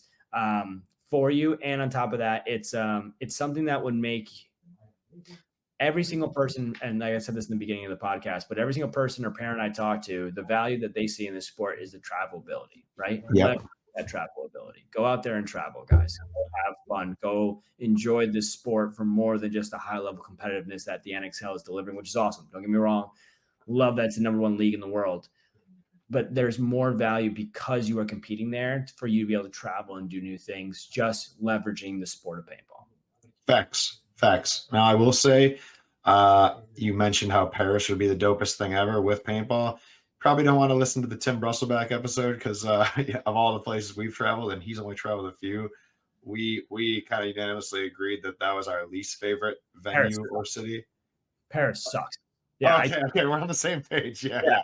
No, just use that as an example. Paris is not a great place to travel. Yeah. Like city of love my ass, right? Like a city of dirt and dickheads. It's just better. It's better than going and playing in Chicago for the 8th time. But yeah, I mean the Paris thing. It's no offense to France or any of my French friends, but that city, I mean, they'll probably say it too. It's just a giant traffic filled tourist trap. There's like three things you can see all in about 4 hours. And then you're just like spending $100 a day to eat subpar meals. If I never went back to Paris, I'd be 100% fine with it. However, the the fact you were presenting about how, hey, you can go to Paris or wherever, and whether you're alone or you bring your significant other, you're going to get them a unique chance at a vacation that maybe you otherwise wouldn't have went to. On top of that, you will get to do it in such a way that if you were wealthy, you couldn't buy these experiences because you're going to go there as a tourist and pay to be in some hotel or resort, where instead we get to go and know people there or people who've been there and get kind of like the insider secrets, the locals watering holes, the not the place you find on Yelp, but like the actual shit. Like, Yeah. you know, this is the bar we all go to if you want our culture, if you want to meet like actual cool locals. And I think that is so fucking important because that's really how I've like learned to immerse and actually learned about a place, a people, their culture. You know, it's taught me more every time I take a 2 week trip to anywhere. I learned far more than I ever did in all of school, in all of National Geographic, blah blah blah. Like now you really see it firsthand. Yeah. Yeah. It was just a different, yeah, and like you said, the connectivity. Like I literally could get picked up today, dropped anywhere in the world, and I could probably find someone that I could resonate with because of paintball. Right? I could find help. I could find friends. Like I now have friends in every country, almost every country of the world. Right? But a lot. Right? All spread out because of this crazy sport that we play. You know, this Yep. thing might be insane to some other people, but the community that's in it is strong. The people are truly amazing, and like when you open those doors and push yourself out there, you meet just the greatest people. Like the people that play the sport everywhere else are awesome. Sometimes in the US, you know, you go to paintball fields and it's a little rough, people are fighting and stuff like that. You don't see that really anywhere else. It's just really good community, and some of the nicest freaking paintball fields I've ever seen are over in Europe. True. That's true. I agree with all that. The facilities are beautiful. They definitely want to promote like you're gonna have a great time here, but if your parents come to watch, they're gonna want to be here because it's presentable. And Yep. then you know, I found there's like quite a few cultures that I've been to where like the people are just so kind and respectful and mindful. Like it's like a different, you're like, man, this is refreshing compared to growing up in New York. But then specifically in that, the paintballers from those countries are always so warm and welcoming that right now, if you were like, dude, I think I want to go to Italy tomorrow. I know that you wouldn't need to get a hotel. You could post on your story, hey, I'm going to be in Italy for 3 days. I want to know what to do. And somebody would reach out to you and be like, hey, I got a couch. You can crash at my house the whole weekend and I'll bring you to all my favorite spots because I have off this weekend or whatever. 100% guaranteed. Like Yeah. the network is such an important benefit and it saves us time, it saves us money, and it gives us an instant in because now we're with them walking around. Whereas if you're by yourself, it's like I always notice that if you're with people, those hustlers, they don't come up and like hustle you so hard like they would a random tourist. Instead, they're like, oh, they're with a guy that knows what's good. So that guy's gonna be like, no, no, this is a scam, or that's too expensive, or we can get that cheaper this way, or it makes everything a lot more fluid by being there and connected in paintball. Yeah, walking around like Europe with Fetty, who's like straight Italian, is like an instant bodyguard and support of like, yeah, don't talk to that guy, talk to that guy. You're good. This is not good. Yeah. Don't eat that shit food. This is not pizza. You know what I mean? Like Yep. he's like very like they're very cultured in their ways, and that's one thing that like we don't get to experience in America as much, is because we're such a melting pot of human beings here that Hmm. we don't have a culture. No matter what people says, America doesn't really have a structured cultural like you see in the rest of the world. Like anywhere else you go, you can tell like, oh, everyone acts this way in Italy. Everyone acts this way in say Spain or France. Like Italy, they literally have a time between like 12 and 3 o'clock where all the stores just randomly close and they just take a few Hmm. hours off. I'm starting talking to the old guys. I'm like, why do you guys do this? You guys out like drinking or smoking or having a coffee? What do you do? He looks at me and he goes, it's made for fucking. That's about it. And I was just like, I like this country. This is cool. They literally take breaks anywhere from like 12 to 3 o'clock to run home to their wives. You know what I mean? Like Yeah.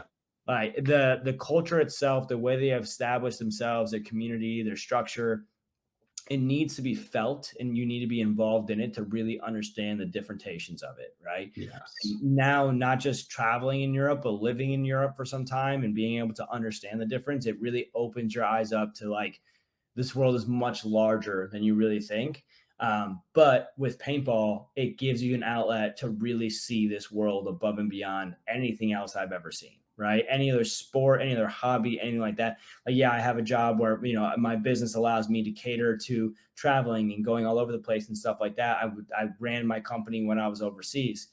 But at the end of the day, like the paintball network itself is what really opens doors for you to do all these amazing things. Like as Joey says, hit Joey up, ask about certain areas, ask about places you want to go, put together a bucket list, enjoy the opportunities you have to play this sport and the connections you have as you do. One thing about me is I constantly think about that moment you die when you go and relive your entire life and you watch that story of your life from for beginning to end, sure.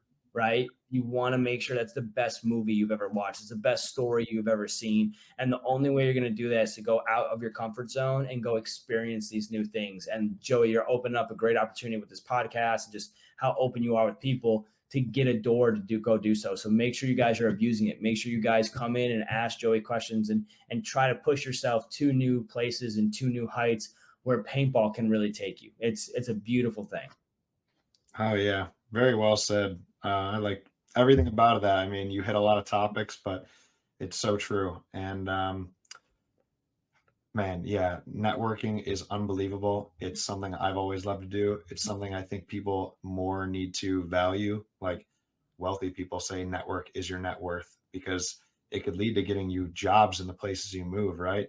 And networking through paintball means going into a place as you might be new there, but you're not fully alone or uneducated. And it kind of takes that it's like how you have filters in your phone. It takes that gringo filter off of you to the locals. Like it already kind of gives you a one up over like the spottable targets. You know what I mean? So yeah, I mean this is something that's fun to segue into. It's gonna be I'm gonna have a button for it, I guess, but it's a fun section of this is like, have you ever been gringoed? And I think you know what that means, but for anybody who hasn't listened to other episodes, I don't know. gringo is like an American tourist, like Yeah, the I don't know. only white guy in the not the Cancun tourist area, but like the inner areas where it's like mostly like authentic community and stuff like that. And if you get gringoed, it's kind of like the person that falls for the dumb tourist trap. Like everybody else is paying $20 for the scuba tour, and they see you and they're like, we can charge this dude $100. You just got gringoed, you know.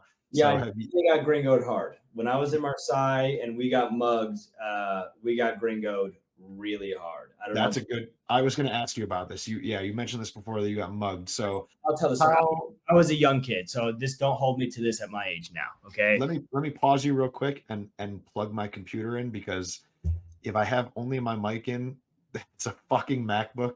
There's no port extra for the cord, so I'm going to unplug. My sound is going to get a little less quality here, but the laptop is going to die if I don't unplug this fucking. You're ridiculous, Joey. I know, I know. Hey, I'm getting there. This is it's a process. It's getting better as we grow. So ready. All right, we are back. Yeah, I've mentioned this on all the other shows up until now. There's only been 2 or 3 I've recorded and waiting, but y'all know me. I'm a barefooted caveman. I only have a couple really good skill sets in this world. I'm good at traveling and getting around and talking to people, and I have these hands that are just meant for gunfighting multiple targets. So aside from that, I'm learning everything, and I'm still a child in this world. And technology is something I'm not very savvy in. So I didn't want to wait till perfection. You know what I mean? I didn't want to fucking be that guy who was like, I have to wait till I'm perfect to start this thing, or else I would never start it. That was already the problem the months before. So I don't have everything I need yet. I don't have a splitter, so I can charge my laptop and plug in my mic. But fuck it, I'm gonna record some shit and put it out there because it's good content, anyways. And I'll look back and laugh at the evolution in a few episodes. I love that, Joey. I love that, Joey. Okay, so my gringo story. Don't hold me to this. Any of the kids listening or any of the kids watching, I'm a different man now. But nonetheless, we're in Marseille. London, Lewis, and I land in Marseille, going to the Nice event. Marseille is probably about 2 hours from Nice. It's this coastal city. It's absolutely beautiful. I mean, just gorgeous. We're around these sailboats and stuff like that. So we're the first ones to land in France, and we're like, let's go out. It's just me and him. We land at like 10. Let's go to some bars. So we go to bar after bar. We're drinking, oh God, every colored drink you could possibly think of. Me and London could handle it at that time. We're pretty drunk. The night's kind of slowing down, so we decided to go to McDonald's. We go to McDonald's, we get some crazy French burger or something like that. And as we're walking out, we're like, damn, it'd be great to have some bud right now. It'd be great to have some weed. And we're like joking about it.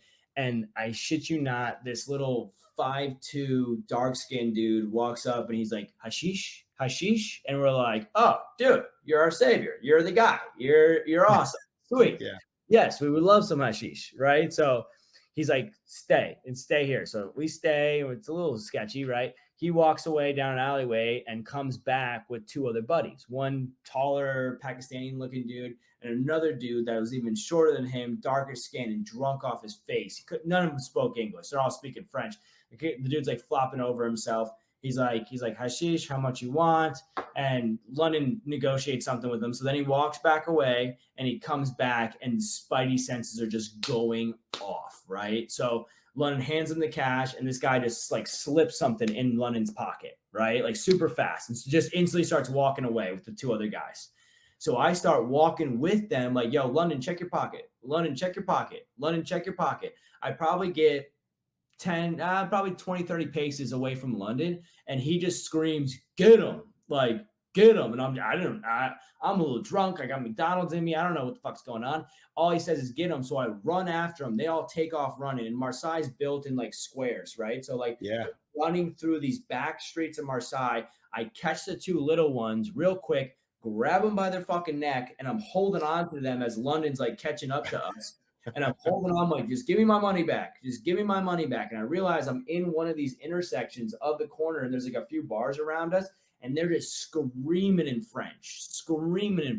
Oh, shit. Dude picks up his phone, starts calling somebody. And I'm looking over and someone starts walking at me, like waving his hand like this. And I just instantly dropped the two little kids. Like they were full grown men. Don't get me wrong, but they were just small dudes. Yeah. I just dropped those two and they go take off running down the road. I turn around to London and London's pulling leaves out of his pocket. Like the dude just walked down the street, strapped a thing of leaves, put it in a bag, shoved it in London's pocket. And I was like, these motherfuckers. So London gets pissed. I get pissed. We're drinking beers. We start walking on the road. I remember clear as day, London like smashing the beer bottle. Like, let's go get these motherfuckers. We turn a corner and I shit you not, there was one bar with like 40 dudes sitting outside and they were sitting there talking. And they turn around and point at us. And we're like, oh, we're out. You know what I mean? Like, oh shit, the bucks they just robbed from us was not worth getting our ass kicked that night. But that I definitely got gringoed hard that night. That is a rough one. Yeah. The only other time I got gringoed was in Italy, and that one was like 4 times rougher. That wasn't so much getting sold directly, like hard gringoed, but like I didn't realize that I lived in a sketchy neighborhood in this town called Pazuli. And I'm packing my car to drive to the ferry to go to Bulgaria for Christmas. And I'm packing the car, locking the car every time. And I have one last trip. So at this point in the car is my backpack, or the only thing that they didn't take is my backpack. No, they took my backpack. My backpack's in the car with my laptop and my passport. I work with my laptop, my passport. The whole trunk is filled with Christmas presents. I'm a big Christmas guy, so I was like buying all these presents to bring are all wrapped, ready to go. I have like 3 or 4 other suitcases in there. It's packed to the brim. It takes me 5 minutes to walk from where my car is parked to grab the last 2 bags and come back. When I come back, I instantly see the lights. There's no lights flashing. I'm sorry. There's no lights flashing, but I see that there's like my jacket that was hanging in the back is gone. And I grab the door and it's unlocked. And I thought I didn't lock the car and it's fucking empty. I go around the other side. Both the windows are smashed. So my God. They smashed the windows in, unlocked the car. They took my passport, my laptop, all of my clothes. I literally only had the clothes that I was wearing. Everything that I had. It took me a day to go to like the American embassy in Italy to be able to get a new passport and everything like that. That was That was the worst. And I don't think they gringoed me. I think the cops gringoed me because the cops showed up and was just weird as hell about it. Mm, Just like wouldn't let us take pictures, filed like a half-ass police report. They never followed up with us. I never heard anything about it. Like I could be. lost everything, dude. Everything. Like, Yeah. Jesus, dude. I've been gringoed a few times myself. I've been robbed a few times myself randomly, but not the passport, luckily. That's a scary moment. I've lost a passport and dealt with the same, go to the embassy or whatever. But yeah, in that moment, you're freaking out because you're like, I am far from home. And now I don't have money or a passport, so I don't have a way to get home or a way to like make the new way to get home.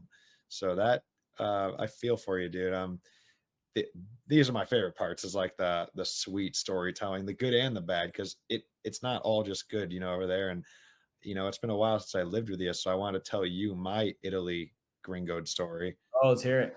Yeah, I don't think I ever told you this, dude. So after one of my times going to Europe, we did some Euro hopping. Like we did, I don't know, several weeks where it was like start in one place. I think it was France for that event, then go to Spain, then Rome, and somewhere else. Maybe forget, maybe Germany or something. But anyways, we do the Italy stop, right? We go to Rome and we stay at this really cool like Airbnb in like a little square where it's like the square in the middle is open. There's like a little cafe for coffee and whatever. And all four of the buildings around it are 4 or 5 story buildings that are like hotels or apartments. And we're in someone's apartment that is an Airbnb. We are 2 blocks from the Vatican. Now, we already, when we walk through the Vatican, it's me and my 2 buddies. When we were walking through the Vatican, like, luckily, I always travel with 2 pairs of shorts on. I have my outer athletic shorts and then I have my inner ones, and it's those pockets that have my phone, passport, wallet. And I do this because when you're going through the Vatican, every time a dense crowd went by you and you're all shoulder to shoulder, you would feel a hand pat your pocket or reach into your pocket. And by the time you look to be like, motherfucker, they're already gone. Like they're already just another head going the other way. So like pickpocketing is crazy in Rome. And you're like, this is the Holy Land, right? This is supposed to be like the Vatican, and people are still scummy and like trying you, right? Well, So, anyways, we already knew it was a lot in this city, but we're in our place. We go to bed around midnight, having some really good pasta, the best gnocchi ever, wine, cheese, blah, blah, blah, 3 times that fucking day. We go to bed at midnight and we're like, we'll get up at, 7 and have more of the day to explore. This was all the first day we were there. Landed, Vatican, checked in, go to bed, right? Me and 2 buddies, we're all, pretty big guys, not huge, but we're not people that you would just like take lightly, right? And we're sleeping throughout this Airbnb. And I remember one of them woke up and he's like, where's my phone? He went to the bathroom to check for to go to the bathroom, and he grabbed his phone to check it, and there was no phone. And I could hear like rustle for a while, but I'm just like trying to sleep it off. Eventually my other buddy wakes me and he goes, yo, wake up. I'm like, what? We have been drinking a lot of wine. I'm like, what? Why are you waking me right now? And they were like, there's a phone gone, and your wallet is sitting on top of the back of the toilet seat. And I go in there and it's open, and my wallet had a bunch of US dollars and a bunch of euros converted over, and like currencies from each country we're in, right? And it was all gone, but the wallet was still sitting there, my ID and cards and like that. I'm like, what the fuck? And they're saying they're missing money and stuff like that. And I'm like, how is this fucking possible? And I look over next to me. It's a small place in the bathroom, and the bathroom window is just open. And I guess it was open when we got there, right? So I look down the window. We're fucking 5 stories up. Like it was 4 or 5 floors. Look down the window, and there's all these electrical boxes down the building that are even with our window, like this. One here, one here, one here, like back and forth, right? Probably 3, 4 feet apart. Enough that there's always all these like little skate kids in the plazas nearby, just like, probably trouble causing little like 16 to 18-year-old kids, enough that any one of those kids could climb onto one box, easily reach, climb onto the next power box, climbed up, waited till we were dead asleep, came through our window, literally stepped over one of them, and quietly, one by one, grabbed all the important things. The one guy had a brand new iPhone X or whatever, his charger, the money out of each wallet, and then quietly left back out and left the wallet Like they didn't want to take the stuff or fuck us. They just wanted all the money. And they left it on the toilet seat from the windowsill and then left. So we woke up and we had been gringoed in our fucking sleep in our Airbnb. Bro.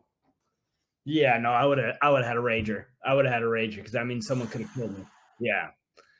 Yeah, no, Was that's a rough one, dude. That's a rough. Yeah. So, any advice for you guys traveling? Protect your shit. protect Yeah, your shit. protect your Yeah, shit. Yeah. The nice thing about America is people don't want to rob you because they don't know if you got a gun. that's true.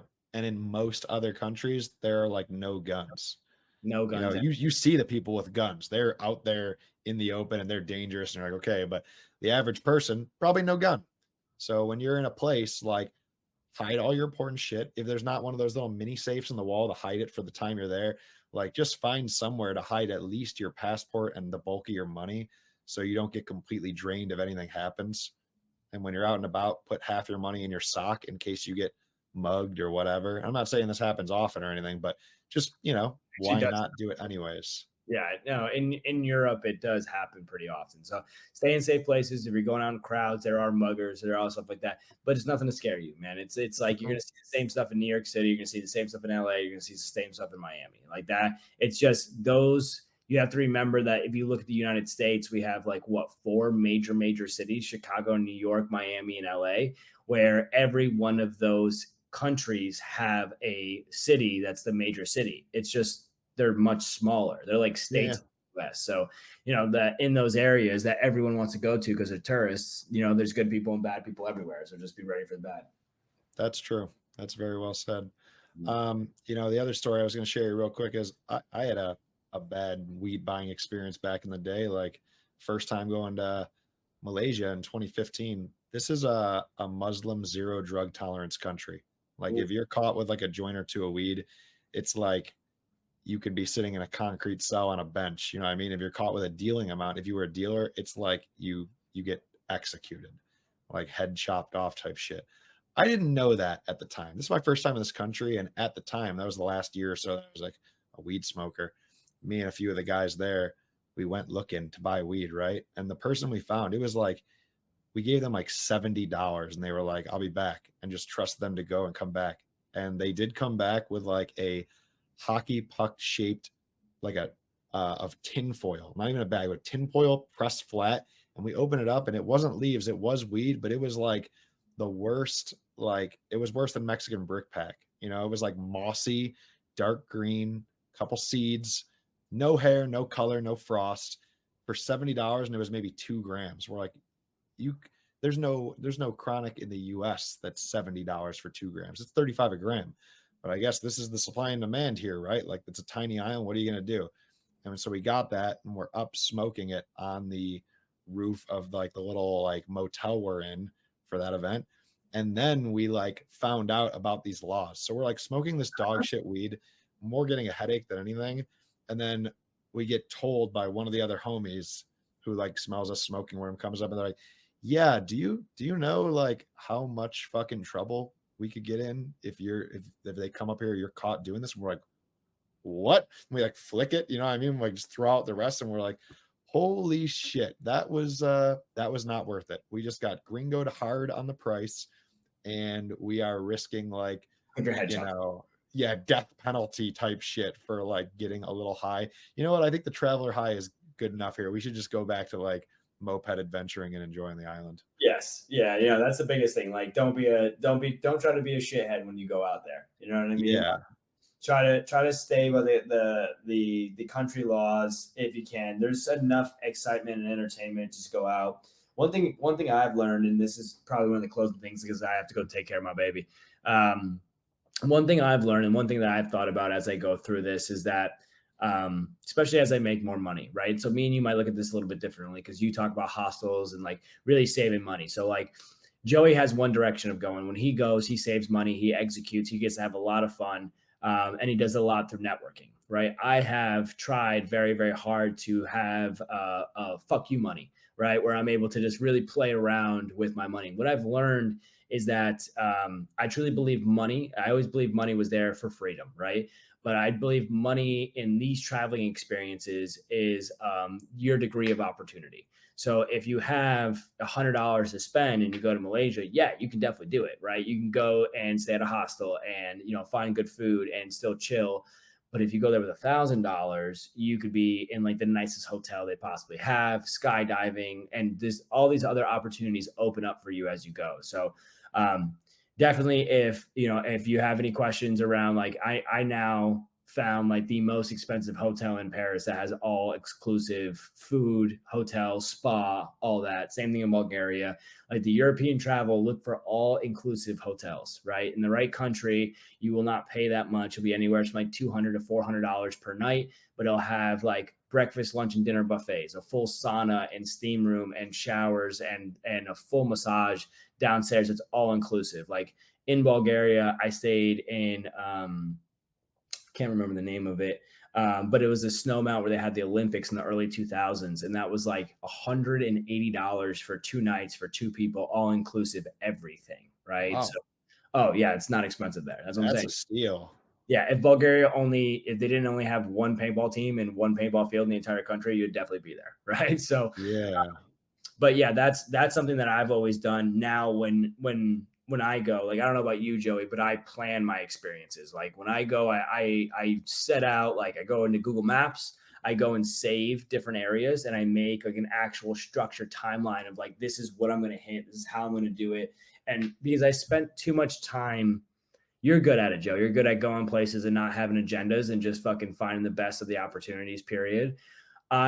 Because I'm like working while I'm doing this and doing all that, I have to have myself an agenda. So I hmm plan all the trips. So even if I go to, if I flew back to Portugal, if I go to the first Portugal event, I'm going to spend a day going through Google Maps, going through different attractions, hitting on my buddies, asking what to do in the area, and building myself like an itinerary of what I'm going to do when I go out there so I can execute and see everything. That's the goal. Just go and see stuff. Like Joey, you're such a wanderer that when you go, you're not going to be sitting in the hotel doing nothing. I need like execution plan, so I make sure that I hit it step by step. But if you're going to do it my way or Joey's way, just make sure you go and you experience the culture, you yeah, experience yeah, the life, you experience a different world and get out of your comfort zone. Yeah, you can't speak the fucking language. We get it. Like you'll still figure it out. I can promise you, you will figure it out. for Right? Just sure. go out there and experience it. Yep, good call. Yeah, it doesn't matter how you do it, as long as you do it. Everybody's going to do it differently for their own comfort zone, and people are in a different place of life. Like if you're working remotely, but you still want to travel, you're not going to do it quite as like fly by the seat of your pants. Right? But if you're not working or anything, like I used to not be, now it's different for me. Now I'd be more like you.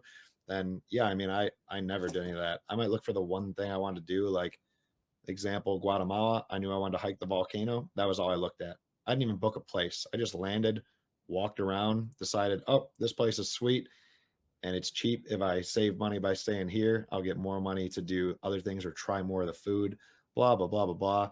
And that was it. And then I just would find plans based on asking locals, like, what would you do if you were here for 4 days or 10 days or whatever?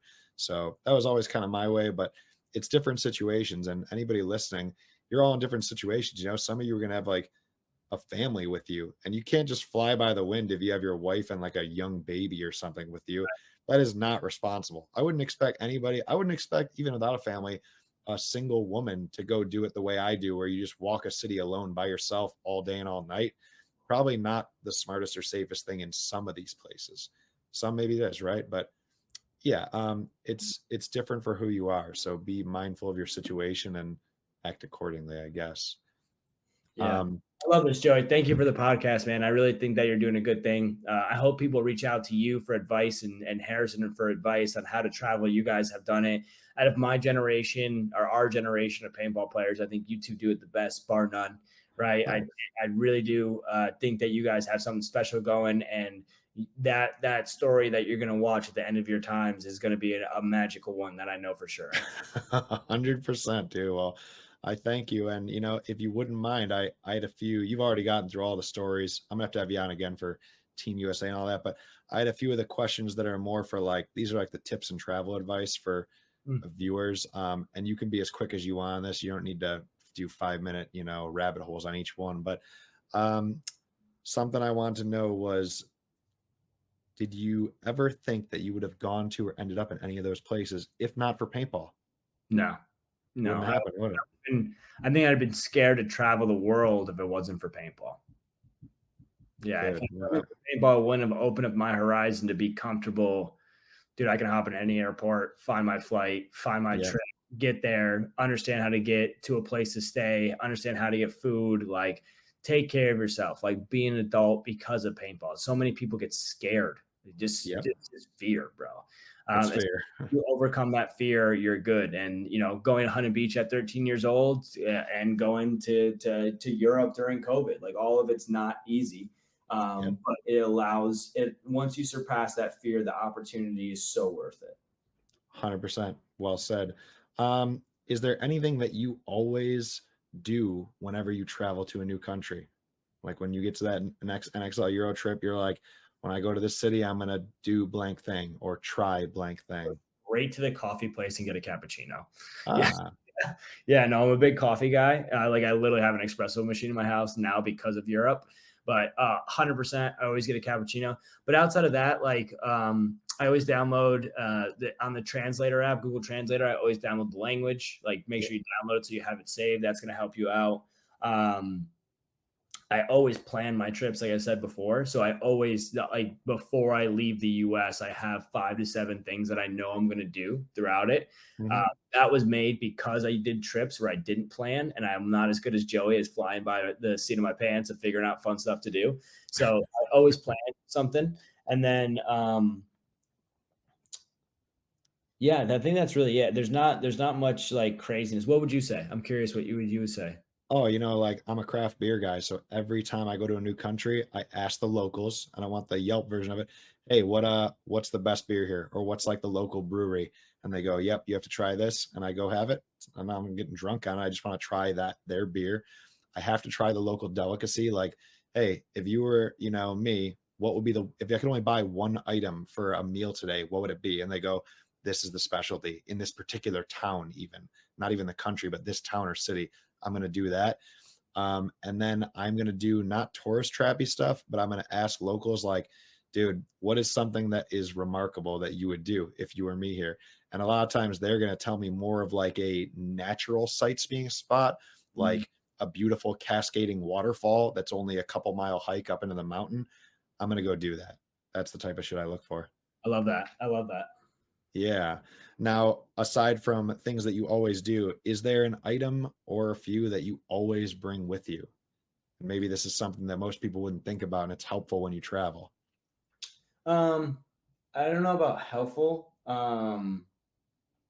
I have like secured in my travel bag like the necessities to for me to stay alive. So like I always the magical thing about today's society is that if you got cash, you can kind of go anywhere, right? So like I always make sure I have stored cash. I have a secondary card that I make Mhm. sure I plan to work when I go over that plans to work when I go over there. I set up my cell phone so it goes every single time just so make sure I have communication and I don't get stuck anywhere. That's a big thing. Like if you don't have a cell phone provider that gives Europe, I know you with a pre-plan ass. I don't know if that works over there in Europe.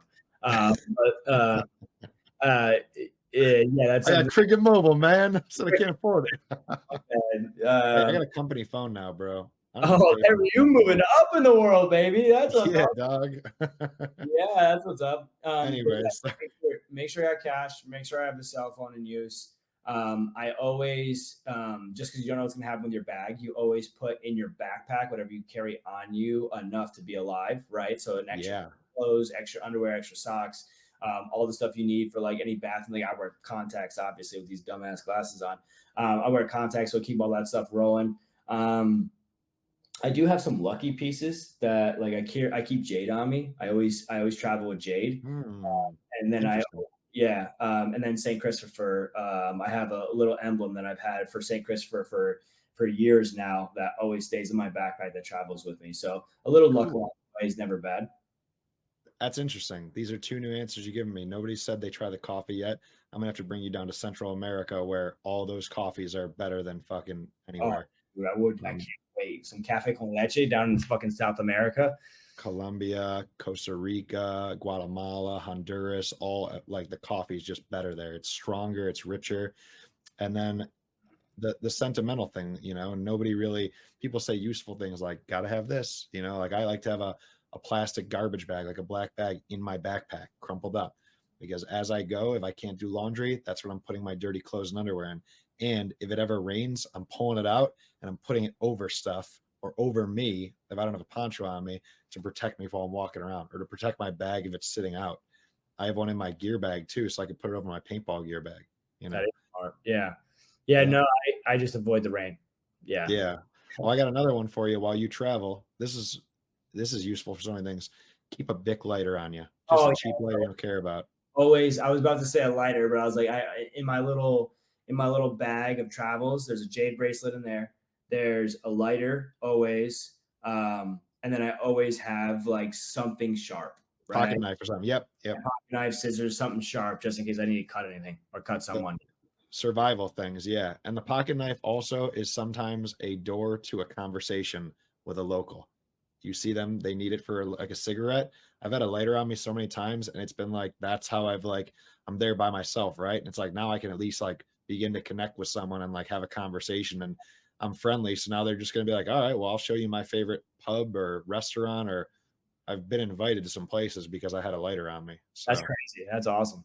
it's cool to have. I won't hold you up much more, but my last question is the important one that I love asking.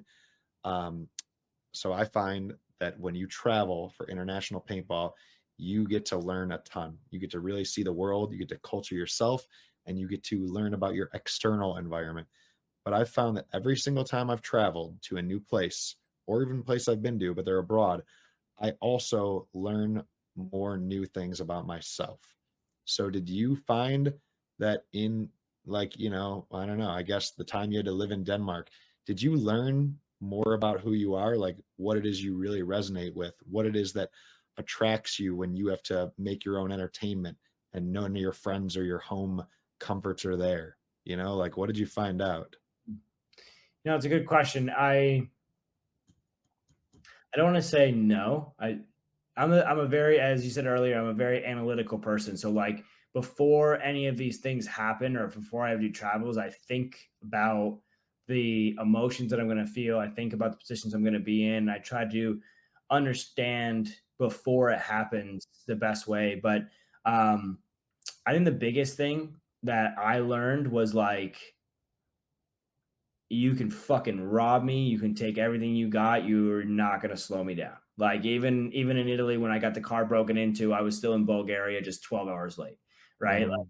it's when you're opening yourself up for new opportunities, good things and bad things will happen. Don't let it affect your goals. Don't let it affect what you're going. Mhm. You're going there to have fucking fun and someone robs you of $500. Don't let it ruin your whole goddamn trip. Yes. Right?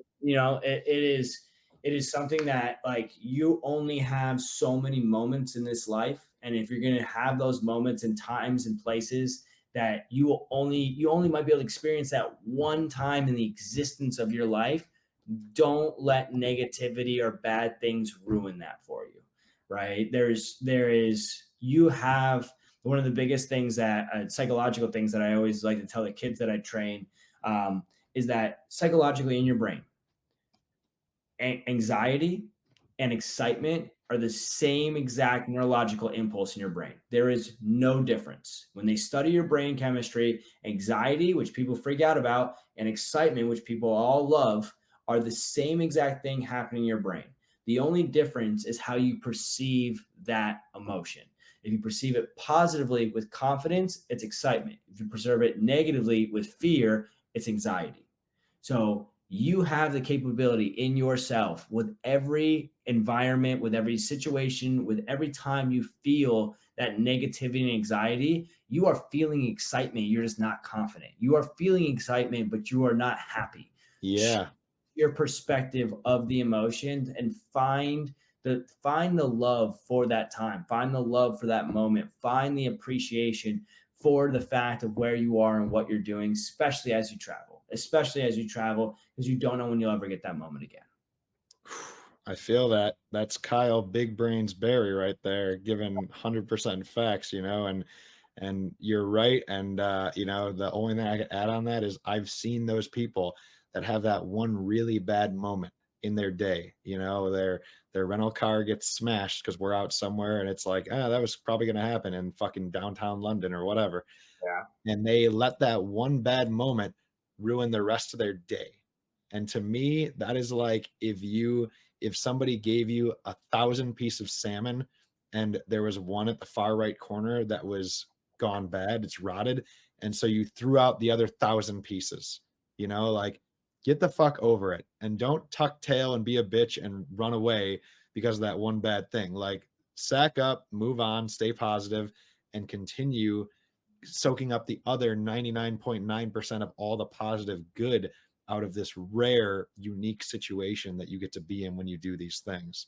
So I'm happy you said that. And that's a good thing to realize in yourself. And you definitely are, strong minded. You have a strong will and a good mental resolve. And you've been through a lot. And I always see you survive it and come out tougher. So I know you're like that. But the part B to that question would be, did you ever, before traveling, knowing that you have this experience coming where nobody knows you there, you know what I mean? You get a chance to kind of like uh do whatever you're painting this dream, this movie, however it is you want. Did you ever consciously decide, I'm gonna work on something?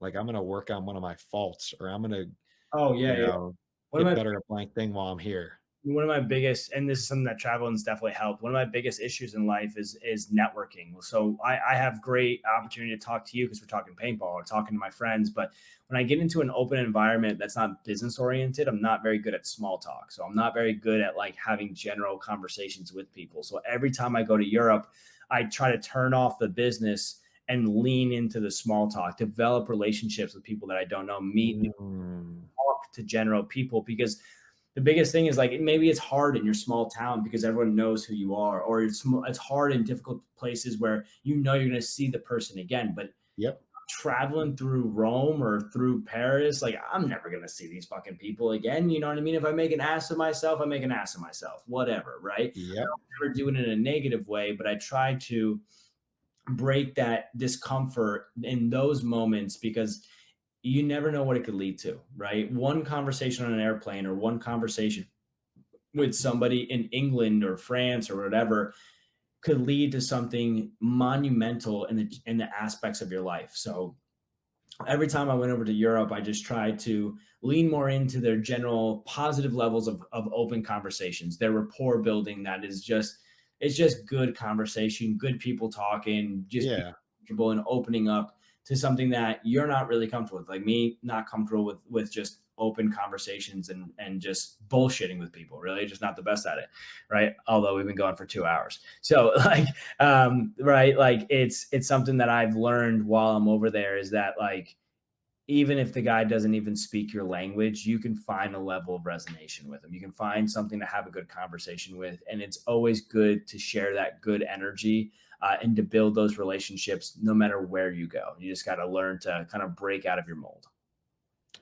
well said. It's great to share that energy. It's great to share that you to those people so they go, wow, that was a great, authentic person. It's great to share that perspective of them for, oh, not all Americans are fucking, like selfish pieces of shit that give no fucks about the waiters or the people around them. Like, that was a really great person. It's good to share that for so many reasons. And so I love that you did that. I can say I did the same. I wasn't always this extroverted. I could talk easily with paintball people, but I wasn't always able to just like social butterfly everywhere. And those first couple trips, I would go over there and I would go, how would fucking Brad Pitt walk into the situation? He'd be confident. He'd be the fucking man. He'd walk up to people with the thought in his head of, these people are going to want to talk to me, and I just forced myself to do it until it was no longer uncomfortable. Instead of being like walking over and going, these people are going to be like, who's this weirdo? Why are we going to talk to a stranger? And 99% of the times, more times than not, I realized people are actually very like warm and open and embracing. You know what I mean? You just kind of have to take that first leap. And it's that fear thing you talked about. Travel helps you get rid of a lot of fear, a ton of fear in a ton of different aspects of your life. So it's cool to see that you worked on a fear or an insecurity or a weakness too. And I've seen you become fucking better and dope as a person because of it, you know? So yeah, thanks for sharing, man. And I guess if you have anything else you want to leave with, I don't know, travel taps or travel tips, travel hacks, uh, even in the travel itself, things you always do for the airport or whatever. If you have any quick hacks or tips, you can leave us with that, and I'll let you get to your family. I'll leave you with two. Jet lag's not a real thing if you know how to you get your timing down correctly, right? So if you know that you're traveling to an area and the time is behind, force yourself to fall asleep.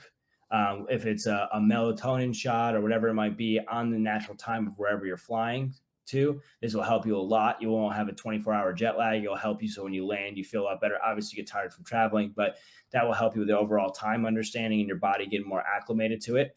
And two, not all rental cars that you get have a security system. So leave your shit in the rental car. Yeah, that's what I learned in Italy, is that they had like literally no security system whatsoever for the cars, not even a siren, right? So, yeah, those are the two things. And if I wanted to give one more, that I think is one of the key aspects of traveling, that like you're not alone. You might feel alone, but there's people that travel. I mean, this whole podcast is based off traveling, right? There's people that travel. There's friends that you have through the paintball community everywhere that you go. Everywhere. Yeah, everywhere. You're not alone. People travel nonstop. Don't feel like it's the most difficult thing in the world. You will find friends. You will find people that you can connect with. You will find help if it's needed, right? So just get out of your comfort zone, travel, enjoy the world, know that the world is so much bigger than America. And then there's so many dope things that you can do, leveraging paintball, leveraging the friends that you have, and leveraging the network that's built here through paintball and the community that you're a part of. Well said. Kyle Big Brains Berry, the analytical mastermind, big picture baller. I love you, man. Thank you very much for coming on the show. And yeah, dude, that was great. Appreciate you, Joey. Thank you, man. Thank you. And peace out, everyone. Thanks for listening to Paintball Passport. Appreciate all the support so far. Best believe that we got some things coming. Shouldn't say we, it's just fucking me. But yeah, there's going to be giveaways. I'm going to have ways that you guys can donate to charities and foundations that I think are cool. Shit that helps certain leagues in like small, undeveloped countries. And also, I kind of want to like help, clean up coral reefs and shit. I'm sick of seeing all the trash in oceans and along beaches of these beautiful islands I visited. So there will be things in the future to help those causes. I guess for now, if you thought this was sweet, comment another player that you want to hear stories from, or leagues that you'd like to hear stories from, and I'll find the players that have been it. And that's pretty much it. Like, comment, subscribe. Joey's giving away a free trip to Malaysia eventually. Fuck yeah, soon enough. I got to get balling out first, but hell yeah. All right. Peace out, guys. See ya.